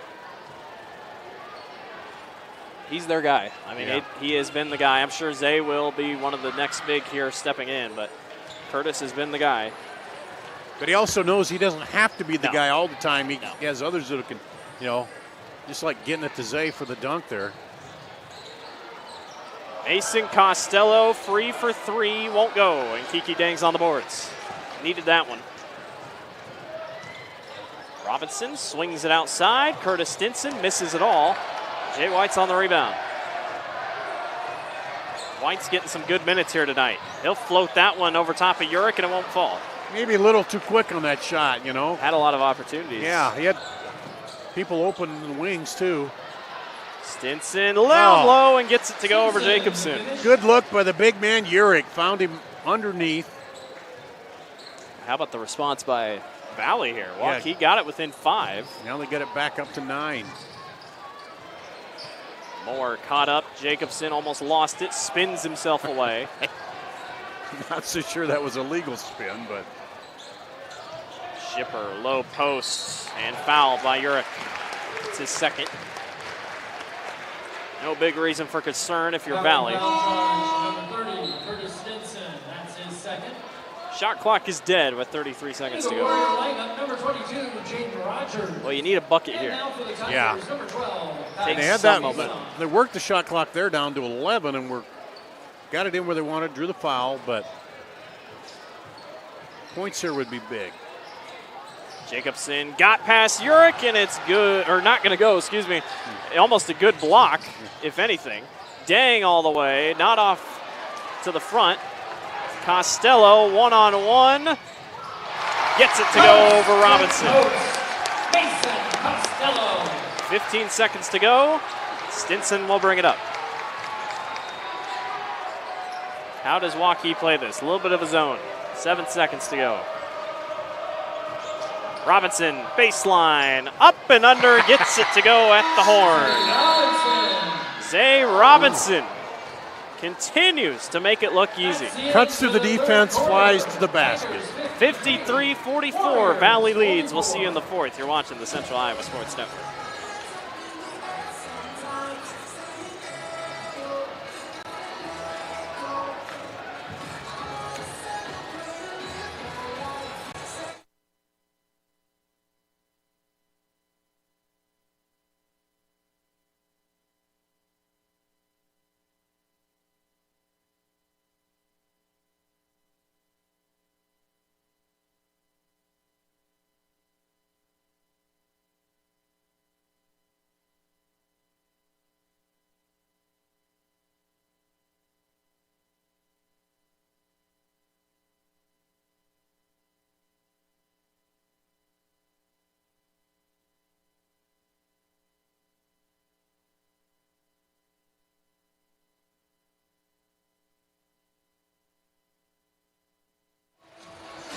Welcome back to the Central Iowa Sports Network. Valley on top of Waukee, 53-44 out of the third quarter. 22-point quarter by Waukee didn't really seem to matter. See the closer here by Zay Robinson. Well, they did. The first quarter they won, 22-18, but they had it down to 5. They still got to maybe be a little more choicey on their shots. They get down, seems like they're in a hurry to put it up, but a couple more passes and get the good shot. You need points down the floor every time almost. Boy, arid pass. Kaysen never touched it. And Waukee's going to really have to be perfect here if they want to come back. Yeah, they just haven't shown that they can go on a extended run yet. A little bit of a weave here for the Tigers. Down low to Urick. Up against Jacobson, he gets it to go. That has been the story of tonight. Waukee just hasn't been able to compete down low with the size. Jacobson still just a junior, still growing. Really didn't play at all last season. Yeah. Very minimal minutes. Costello for 3, and he got fouled by Kaysen. And Costello got a line to shoot 3. He's been trying that all night. Yeah, he's trying to draw it, but there is no rule in high school basketball that the NBA has, like you can't kick your foot out or anything like that, but you can try a couple things. Mason knocks down his first.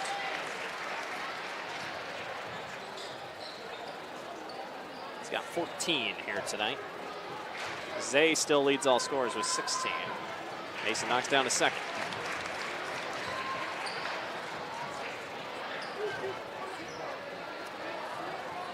Well, we expect a lot of points tomorrow as Waukee takes on Kennedy tomorrow night at the Alliant Energy Powerhouse in Cedar Rapids, 2 of the top scoring teams in Class 4A. Waukee comes up short tonight. It's about how do you respond in less than 24 hours. Yeah. Valley will take on a Linmar team that only has 1 loss to Dubuque Senior, and they seem to be the cardiac team that wins by a lot of really close margins. Should be a fun day tomorrow. Either way, it's a good chance to, get a little more competition outside your area. Ankeny plays Bettendorf. Kiki Dang for 3. Only his 6th point of the night, but they're both 3-point buckets. The lead is 12. Rogers tries his luck from the top of the key. Won't fall. Zay somehow skies above everybody and grabs the rebound. I want to know what his vertical is. Zay gets fouled by Jacobson. I want to know what his speed is. You know how they do that tracker We in the NFL? should just have him do the NFL Combine, honestly. Put the little speed and see how quickly he gets down the lane. That's what we should do. That Central Iowa Sports Network hold our own combine to start every sports season. That way we can judge them all. Yeah, give you some nice stats about it. Yeah, he runs a 4.340. Urich down low, tried to dunk it. He got denied by the rim. Gets his own rebound and puts it up and in. I tell you, I called their game a couple weeks ago. It was the home game against Johnston. He was good, but Urich has really impressed and improved as Jacobson knocks down a long three. It's a full timeout. Waukee's going to try to devise a plan to come back into this thing. We will step aside. Our ads aren't working, but we'll step aside ourselves. 60-49. We'll be right back.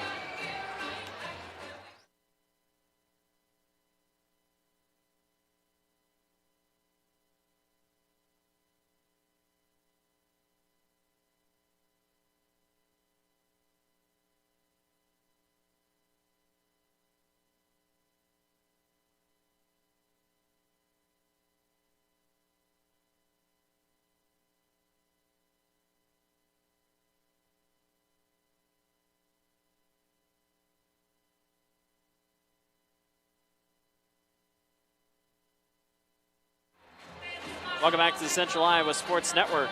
Valley on top of Waukee, 60-49 here in this one.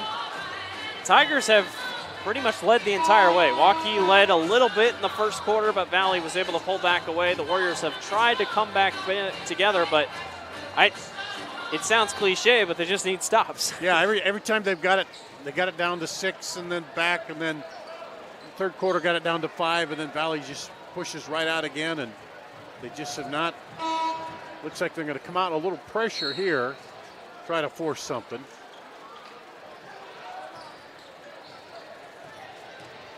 Stinson across the timeline. 6:13 to go here in this one. Valley looking for a big road win here. Let's see, Valley drains a little of the shot clock now. Stinson all the way gets fouled. They'll go to the line to shoot 2.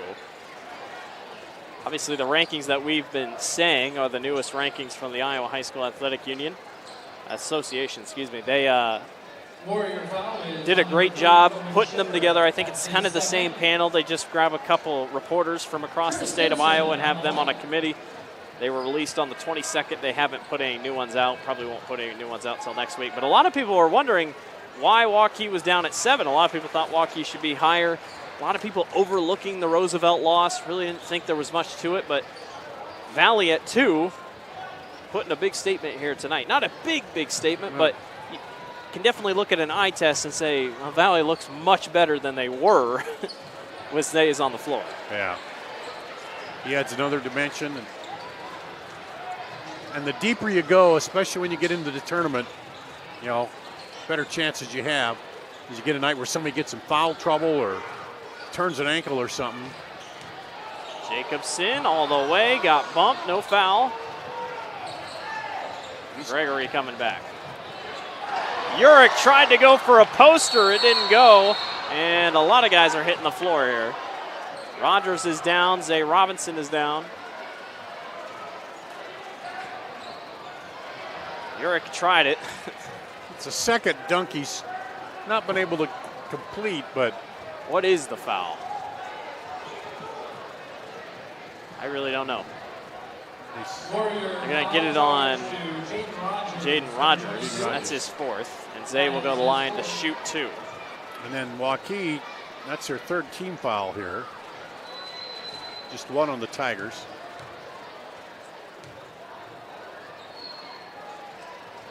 Zay knocks down his 1st. 17 tonight for him. Number 24, Keyshawn Moore checks in for Jaden Rogers. Give Jacobs some credit, though. He's coming right back at it. He's still working. He's trying to find a way to crack the code there. Gets a taller Urich.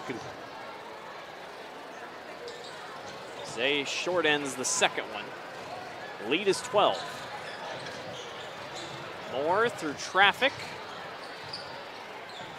Jenkins trying to get free.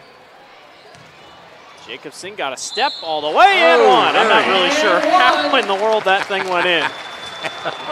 But Jacobson. Eric's looking around. What? Will go to the line. That works. See here. Watch this.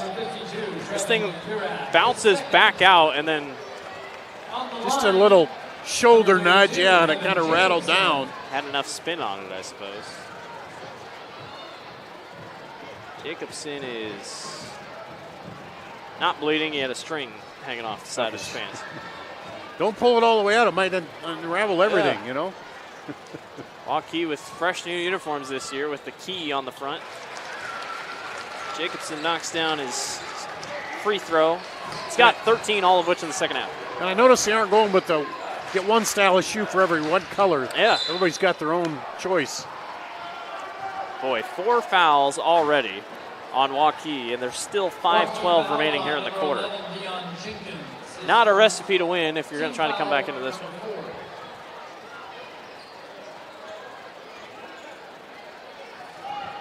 Referee trying to rub the sweat off the ball there.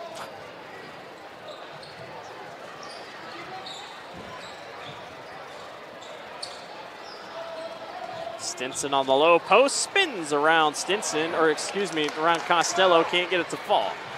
I don't think he expected to be that open. Big possession here for Waukee. Costello leaning and travels. Jacobson was screaming for the basketball and he didn't get it. And Valley will take a timeout here. And we'll regroup as they lead by 9. We'll take a break. You're watching the Central Iowa Sports Network.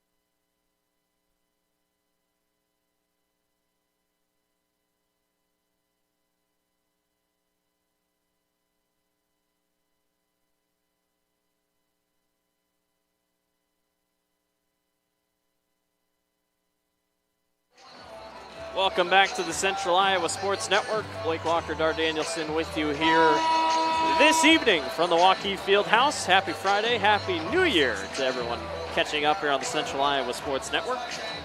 And not only have they stalled the Waukee offense, but they've kept the crowd in their seats. Yeah. You had a big crowd here. They were ready to explode and help their team get the upset, but they just have not had any run that's got them into the game tonight.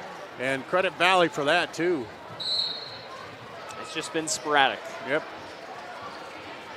See if Valley can finish it. 4:49 to go here in this one. Jaden McGregory all the way off glass and good. Jaden McGregory. These two teams will play each other again later in the season. Costello back outside. Jacobson for 3 and a go. Well, he was asking for the ball. He's feeling it right now. He's got 16, all of which here in the second half. Stinson back outside. Long three-pointer or foul. Now he drug his foot. Yes, drug his foot. Travel. Just slid it as he was going to do the step back. Speaking of step backs, Caitlin Clark, another triple-double tonight at Rutgers. Taking women's basketball by storm. Had a couple good games against Waukee and Valley in girls basketball. Yeah. Shipper underneath. Good find. Owen Shipper. Assist. He's got 8.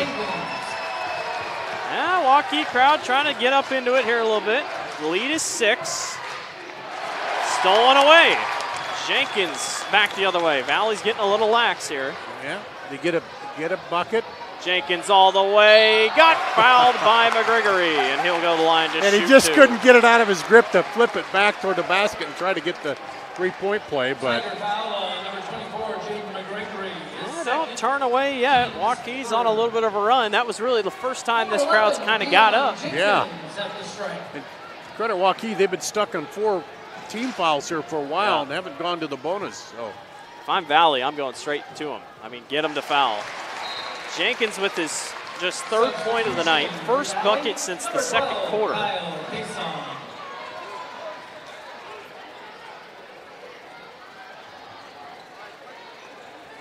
Waukee still here, 5-point game. They get it to 4. It's the closest it's been in a while. Since early when they hit the first 3, and then, And they do. That's the very start of the game. So now a 2-possession game here. It's not over yet. Valley has been the better team in all facets of the way. Well, Waukee's going to try to pull something here. Stolen Keyshawn Moore. Moore all the way. And one! The late dribble, the late roll, and kiss off the glass. The longest and one you have ever seen. Take a look at the replay. Comes in, steals it. As Stinson got his back turned, rolls around the left side of the rim, kisses in. Moore, free throw, good. Oh, we got a 1-point ball game, folks. Happy New Year. We got a good one, 63-62. Robinson caught up, fires down the floor. The crowd's in it now. Out of bounds, and what has happened to Valley? This whole place is on their feet with 3:13 to go. Waukee hasn't had the lead for a while. Trailed 35-22 at the break. Jenkins, baseline, travel. He pointed at his foot and even said, I had it set, but they're going to give him a travel and Valley gets the ball back. Well, that takes a little bit of momentum out of here. Yeah, just a bit, but you get another stop, you're still, Robinson, baseline, through traffic, can't get it to fall. Urick on the glass, gets it back. There is a foul down low. It was before the shot. It's not going to matter because they're going to have 2 shots coming anyway. Either way. But the foul is going to be on number 30, Owen Shipper. That's his 3rd foul. But for Urick, it might have made the most sense fouling to get 60% free throw shooter. You want to know how loud it is in here? My Apple Watch is going off. Over 90 decibels. Urick's first free throw goes.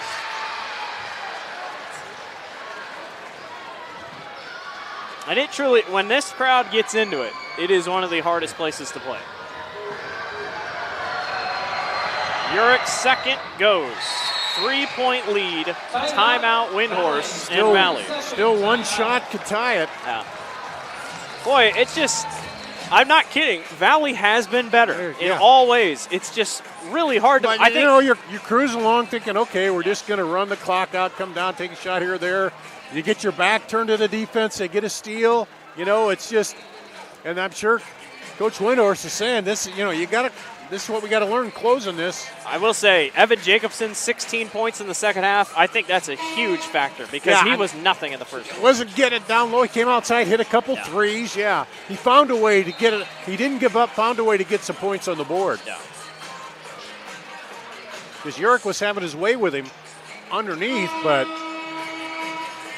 you get in, find a way to get on the scoreboard, pull the team up.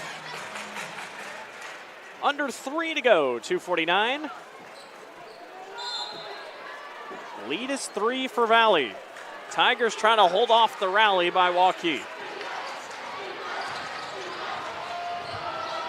Trying everything they can to get it to Costello. Yeah, you don't have to have a 3 to tie it, and if you get a 2. Mason all the way, gets the layup to go. Zay Robinson being really careful. It's all right, still keeps the pressure on Valley. Zay only has 1 foul, but he's playing like he has 4. Lead is 1.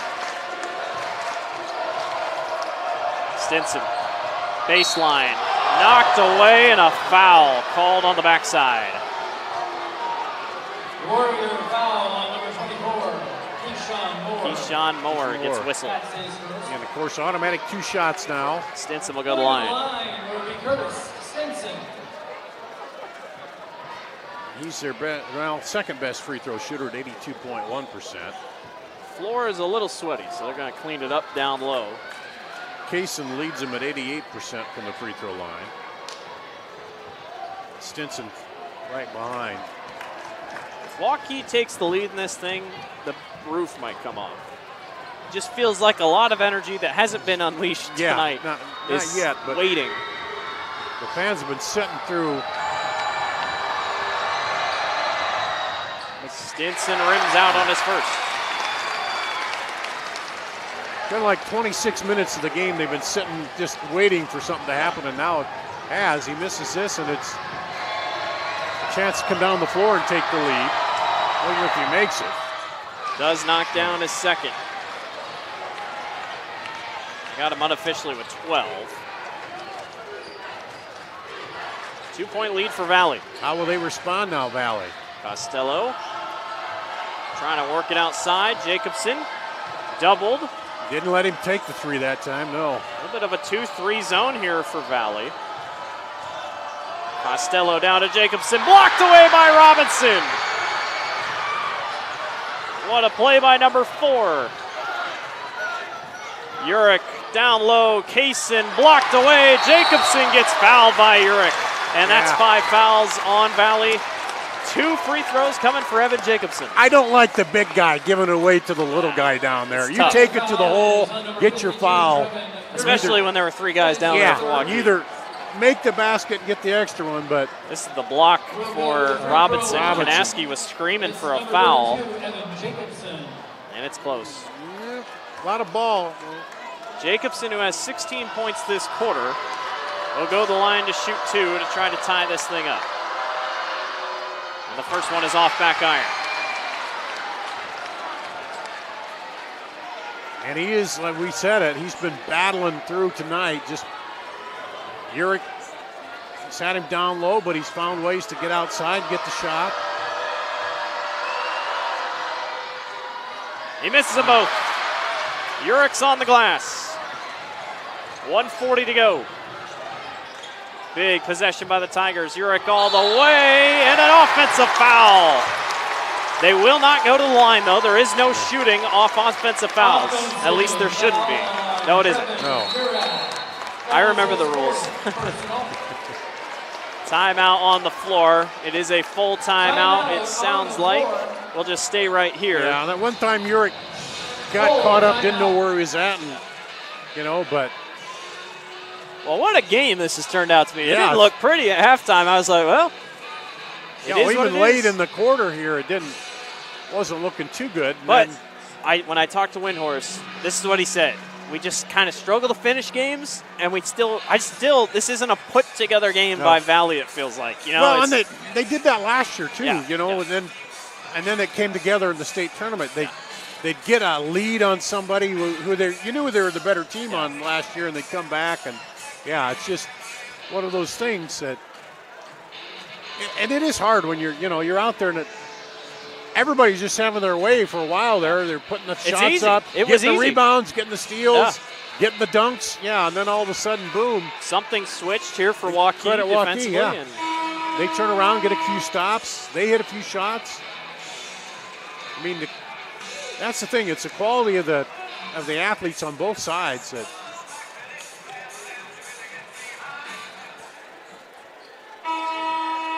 Waukee will throw in 1:36 to go. Valley has 1 timeout left. The Warriors have 2. And both teams are in the bonus. What a game tonight. We'll see how it wraps up.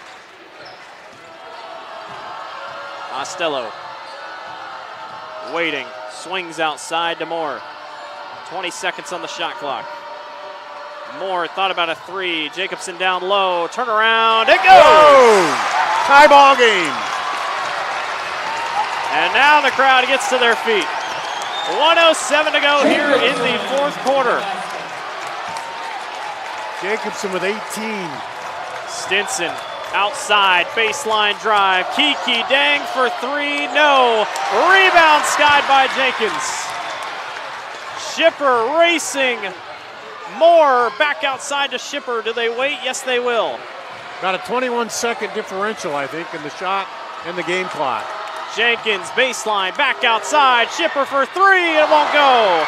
Rebound taken by Stinson. There is 1 second separating the shot clock and game clock.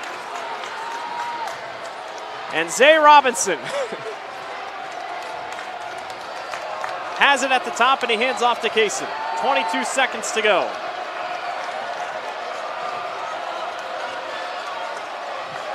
Robinson picked up by Moore. 13 seconds. You know it's going to be number 4 if anybody shoots. He holds off to Stinson. Stinson almost gets it knocked away. Curtis, baseline, outside to Kaysen. Kaysen for 3, good if it goes, won't go. Urich can't get it to fall. We're going to overtime. Whoa. We are headed to overtime. I wouldn't have bet it at the start of the third quarter, but shoot. What a ball game. We'll step aside and we'll be back for extra basketball. You're watching the Central Iowa Sports Network.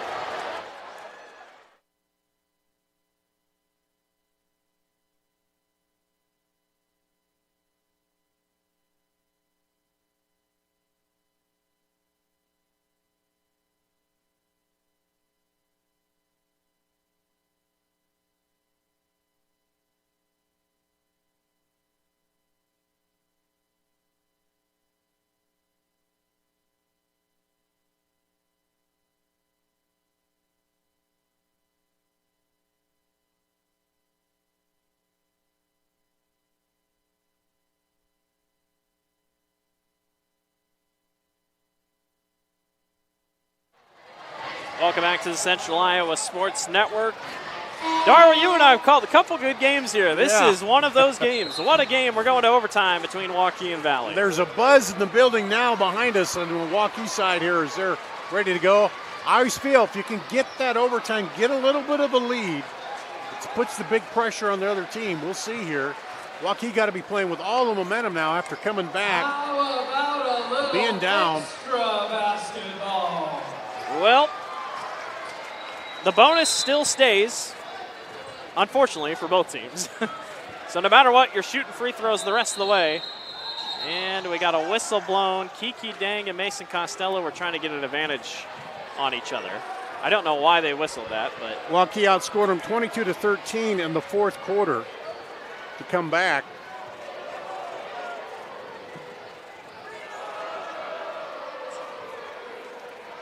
we'll try this again. I think they're just trying to make sure nobody has an advantage. You hear the students on Waukee side woke up now. Dion Jenkins gets the tip. 4 minutes on the clock. Overtime basketball is off and running here at Waukee. Just what you want when you got to get up and go play tomorrow, huh? Yeah. Costello hands off. Schiffer gets the layup to go. Waukee has their first lead in forever. Yeah, good point. Tough basketball tomorrow. Foul down low. Urich was going to be wide open for three. Valley probably would have, Waukee probably would have wanted the three, but Stinson will go to the line to shoot two. Automatic two from here on out for both sides on the foul. I do agree. I'm glad that it stays because it takes a while. Most quarters don't usually get to the bonus. Stinson knocks down his first. Yeah, you could. If you switch it in overtime, you only got 4 minutes, so you're not going to get any fouls then. And then it puts back the pressure that you might have with the old one-on-one and stuff. Stinson's second free throw goes. We are tied back at 68. Well, both teams are hitting their quota in terms of points per contest. No surprise there. Yeah. The real surprise has just been Waukee coming back. Valley was a little ahead of the streak going in, but now it's beaving back up. Keyshawn Moore to Costello, picked up the loose ball. Jacobson got it overshot. Stinson with the turnover. Well, he and Urich were really battling for position there.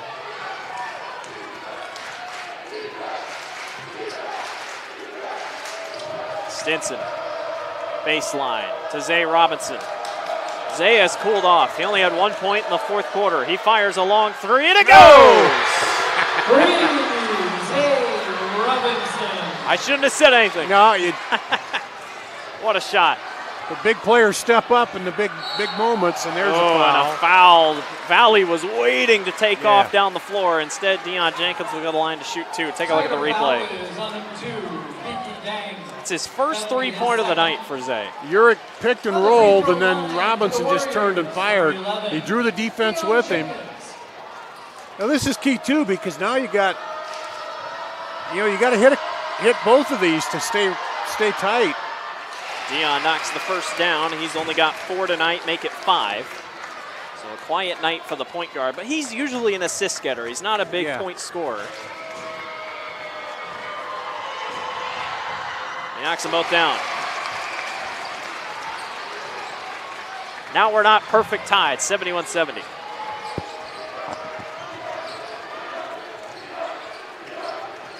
Two and a half to go in this one. Still gonna Schipper's giving Zay a lot of room. Now Zay's got Jacobson on him. Yeah, they're leaving. Stinson all the way, swings it back outside. It's stolen away by Deion Jacobs. Good collapsing defense there. Costello, baseline all the way, it won't go. Rebound taken away by Kiki Dang. It might have been partially blocked. Dang hands off to Stinson, layup won't fall, loose ball picked up by Schipper. What defense on both ends, 2 minutes to go. Something you don't see out of Stinson very often, a turnover and then a miss on that. Kanaski will call a timeout. Has the tension ratcheted up a little bit here now? Man. Kanaski was mad calling a timeout. We'll stay here. 71-70 is your score, Valley on top.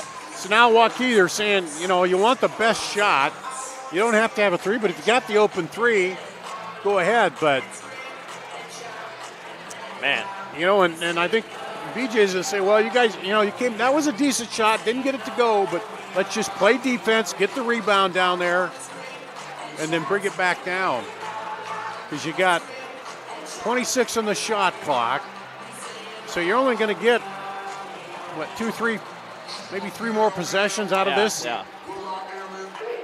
I don't know. It'll be interesting. And the fouls. Even on that fast break, Jenkins looked like he reached for a quick foul just because you think, it's fast break, let me just foul. Yeah. Well, you can't do that because then you just give 2 points. Automatically go to the line.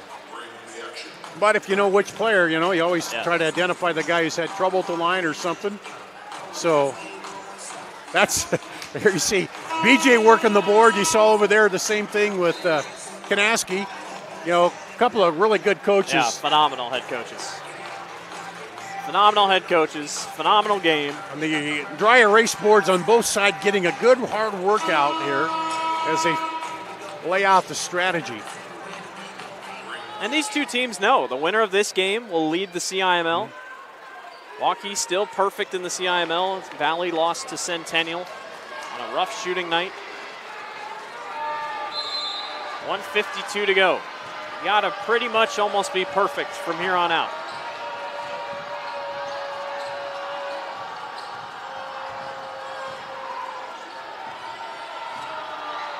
Jacobson for 3, no, off the front iron.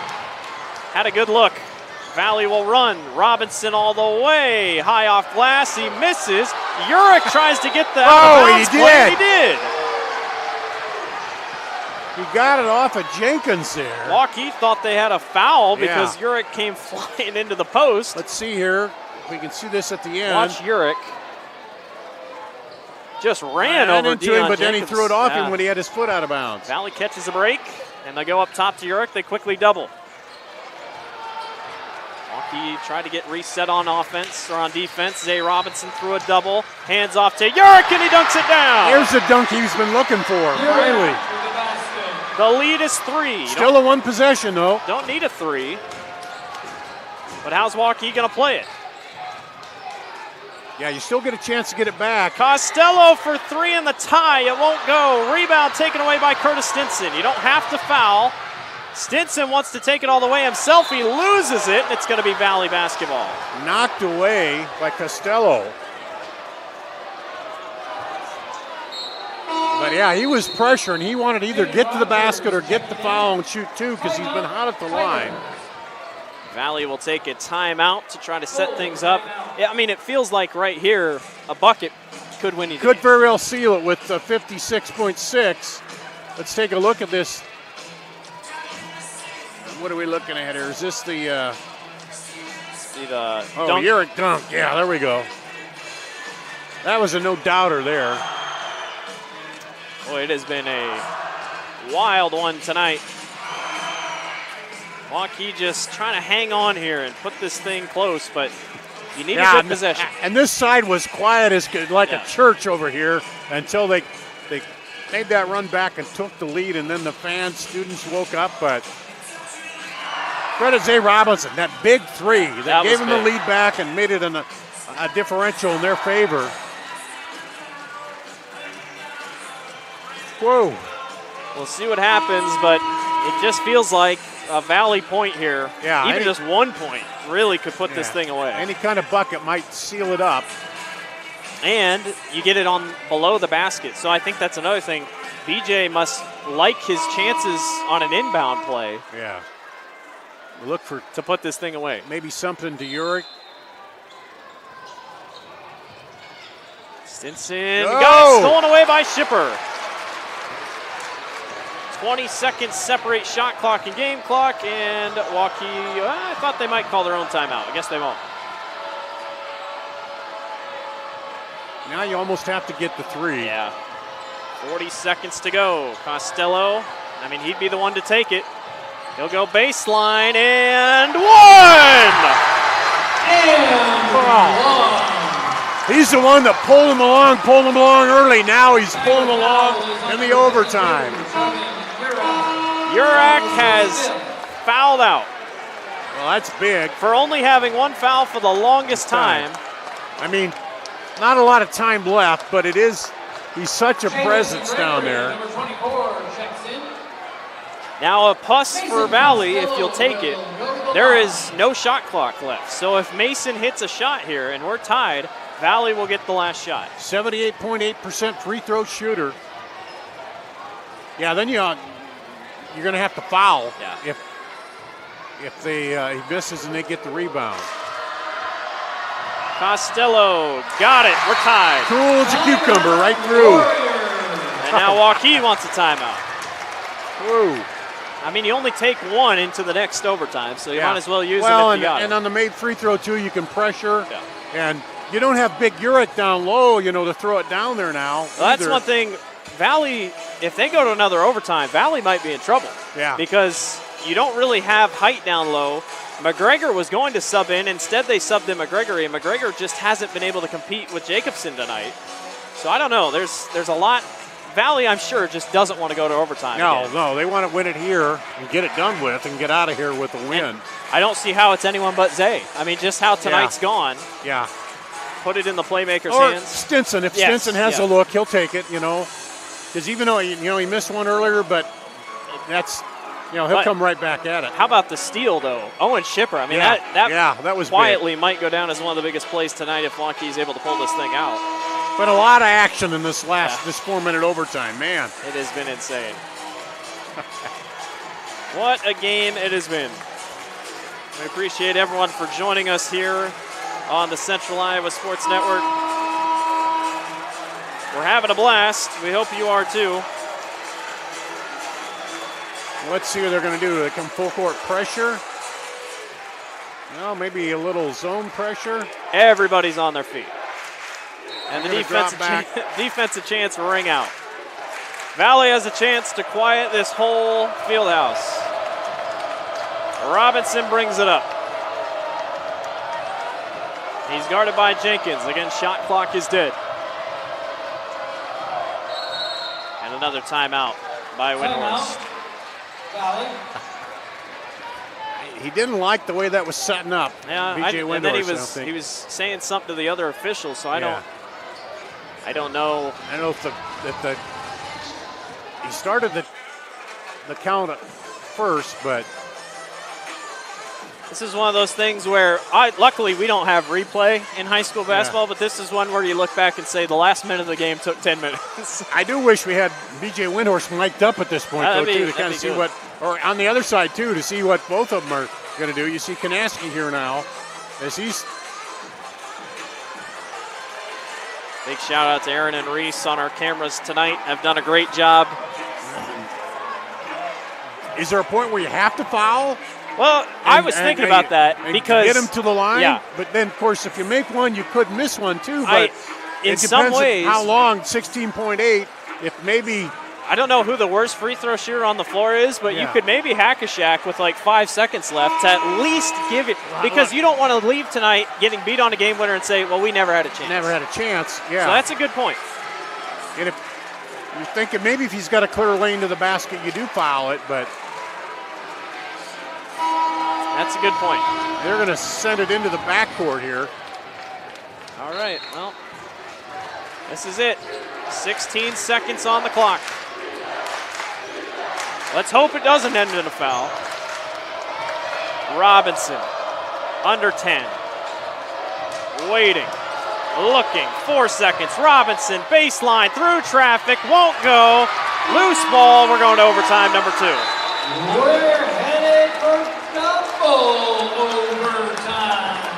You knew it was going to be Zay, and he just couldn't quite get it to fall through traffic and step aside. Stinson tried to come up and get it from him, but it just wasn't, We'll step aside and be back for double overtime. You're watching the Central Iowa Sports Network.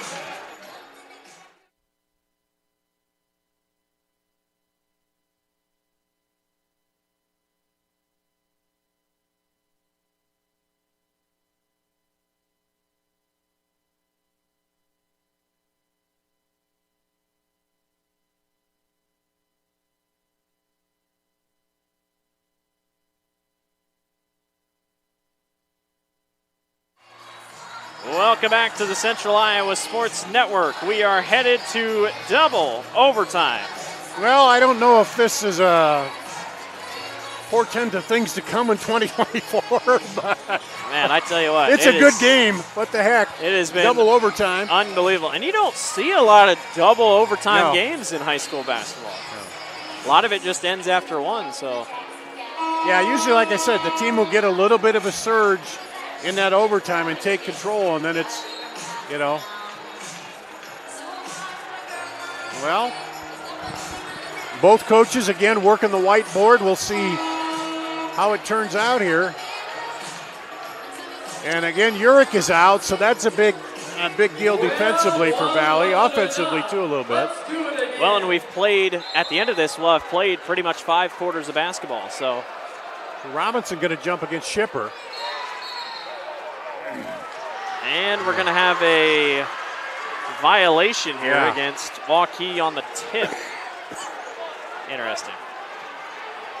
And Kanaski's arguing it, but the official called it right away. I think he went too soon. Yeah, Valley will get it off the tip then, so.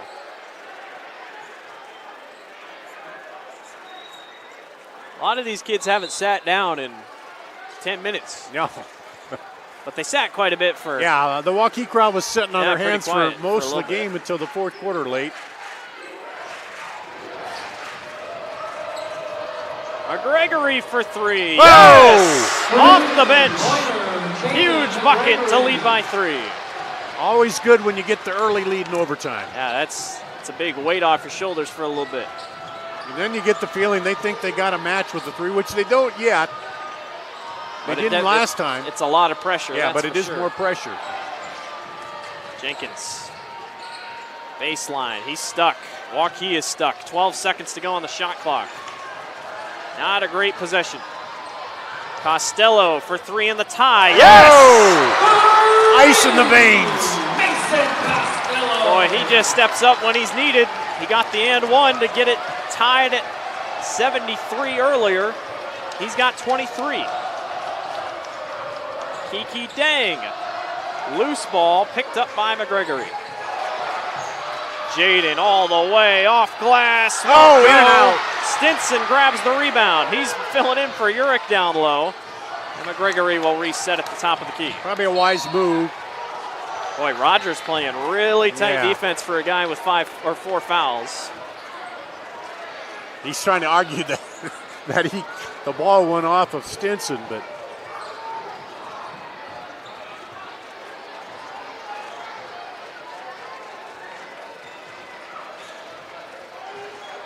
Urich again, their big man fouled out for Valley. Loss. Yep. McGregory for 3 again. And it goes. Off the bench, Jaden McGregory. How about these last couple minutes for him? The lead is 3.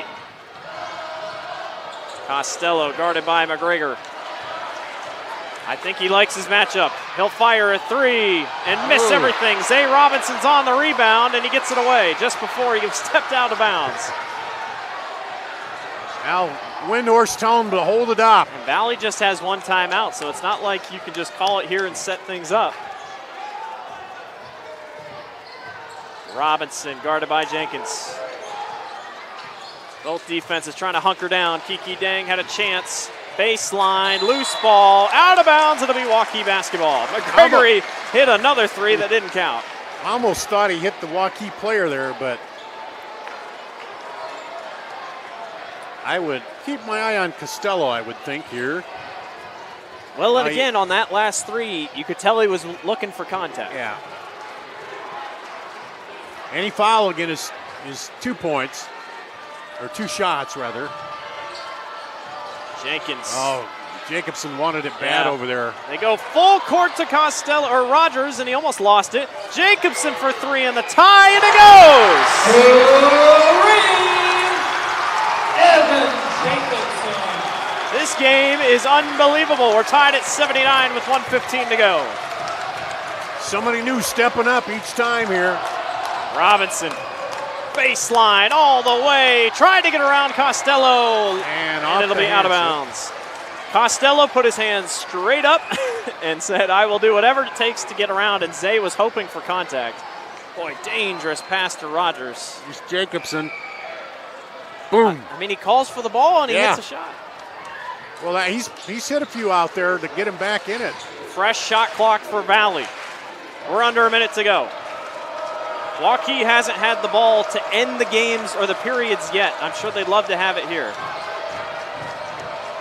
Robinson, baseline all the way, blocked away by Costello. 46 seconds to go.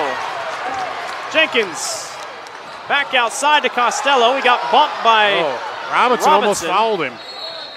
And a timeout by Kanaski with 11 seconds separating the shot clock and game clock. Let's see the strategy. You defend and play it out and hope you get the ball. It just feels like Waukee keeps wanting threes, but they don't need them per se. I don't know if I've ever had a triple overtime. I've had a double, but the thing is, for Valley, again, this falls in their favor because they can get the ball back. Yeah. They get it back in 11 seconds is an eternity with the way they raced it up before. And you'd think maybe third time's the charm, setting up a shot at the Although buzzer. credit Waukee, their defense has been, gosh. I mean. They have not quit. Everything Robinson has come in, he's had to contort and try to get it into the basket. Waukee's 2 losses this year, a combined 3 points. They've lost close, and they're trying to get it done tonight against the number 2 team in the state. You saw B.J. Windhorst, now Kanaski here, again working it. I hate to be that guy. It's the game of the year, but we're only 5 days into the new year. So the new year. I don't know if I could truly say well, that you can say it's a game of the year because it's the it best one so far, but what a matchup. A lot to go before we get to the well at the end of the season, but whoa. All right, well, 36 and a half is left on the clock. Waukee will throw in over there on the opposing side. And 25 on the shot clock, so 11 and a half differential. Yes. Any foul is 2 shots, free throws, unless it's offensive. All right, 12 separate shot clock and game clock. Jenkins, baseline, back outside to Jacobson. Evan goes baseline, floater, won't go, rebound, skied for by Robinson, 18 seconds. Make it hold for 1 now. And guess what? Valley has a chance to win it again at the horn. That's what, the third time they had it at the first 2 overtimes? 8 seconds for Robinson. Robinson, first game back of the new year. Fader at the horn. It goes! Zay Robinson wins it for Valley. What a game! I could say he's back. I think they're going to put just a little bit of time on the clock. Yeah, probably 0.4, 0.3. But then the question is, I don't know how much time they're going to put back on the clock. Because it looked like with about 2, maybe 1 second left, Zay got it off, no question, so it'll be 81-79. Now we just debate how long we had left. Well, we don't have the clocking on here, but we can see the shot. What do we see on the scoreboard? Oh, no, we can't. But Waukee wants a technical because of the crowd, or the Waukee player or coaches, or excuse me, student section going to the floor. 0.5 is what they're going to give them. And it's a timeout by Waukee. That seems about right. Yeah, I'd say that's... when it was coming through the net. I'd say that's about it. Doesn't look like they're going to get any more time. So you can get a shot up at the horn. But they haven't put the points on the board here. I don't know why they haven't. The scoreboard. It's 81-79 for Valley here. Now, if you're Valley, do not foul. Try not to foul. They're still waiting to put the score up on the board. For some reason, they haven't. You see, here's pull up at the elbow, boom. Valley's so worried about the score. The referees are laughing about it. They're like, we got it, man. They just haven't put it up. But what a game. It looks like, if everything holds true, Zay Robinson might have just put Valley on top here. Now see, with Urick out, you can't guard the inbound down there either. You know, usually you might put your tallest guy down there and force him to score? Throw it up. They're still saying 79-79. There it is. There's your there points. we go. So now Waukee has half a second. You can get a shot off, but it's going to be Jacobson. That's going to be a turnaround at the And horn. you don't want to foul because that gives them a chance to go to the line. Rogers will throw in. 0.5 on the clock. Rogers. Costello at the horn. It goes! Mason Costello wins it at the horn for Waukee in the greatest game I have ever seen! You are kidding me! Holy cow! A miracle has happened at the Waukee Fieldhouse!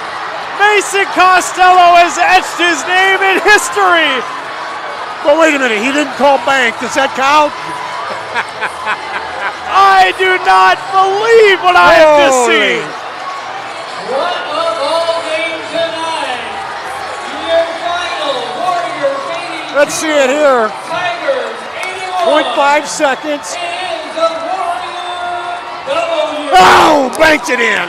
Oh, man. Oh. Number 2 is down. Number 7 Waukee upsets number 2 Valley in one of the greatest games you will ever watch. Mason Costello with a heck of a ball game. I believe 26 unofficially. Yes, it is 26. Zay Robinson leads all for Valley with 4. I cannot believe it. What a night it was. Oh, man. Final thought, well, I don't know. You got any final thoughts on this one?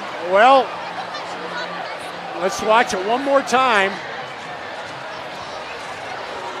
And you see the red lights on, it banks home. Unbelievable. Oh. Well, that's it. So many times you thought Valley had it done, but man. Number 7 downs number 2. Waukee defeats Valley on a half-court heave in double overtime by Mason Costello. 82-81 is your final score. For Aaron and Reese on camera, our producer Randy, he's Dar Danielson, I'm Blake Walker. Happy New Year, What a way to everyone. start 2024. Happy New Year. We hope the rest of the year is like this. Thanks for watching the Central Iowa Sports Network.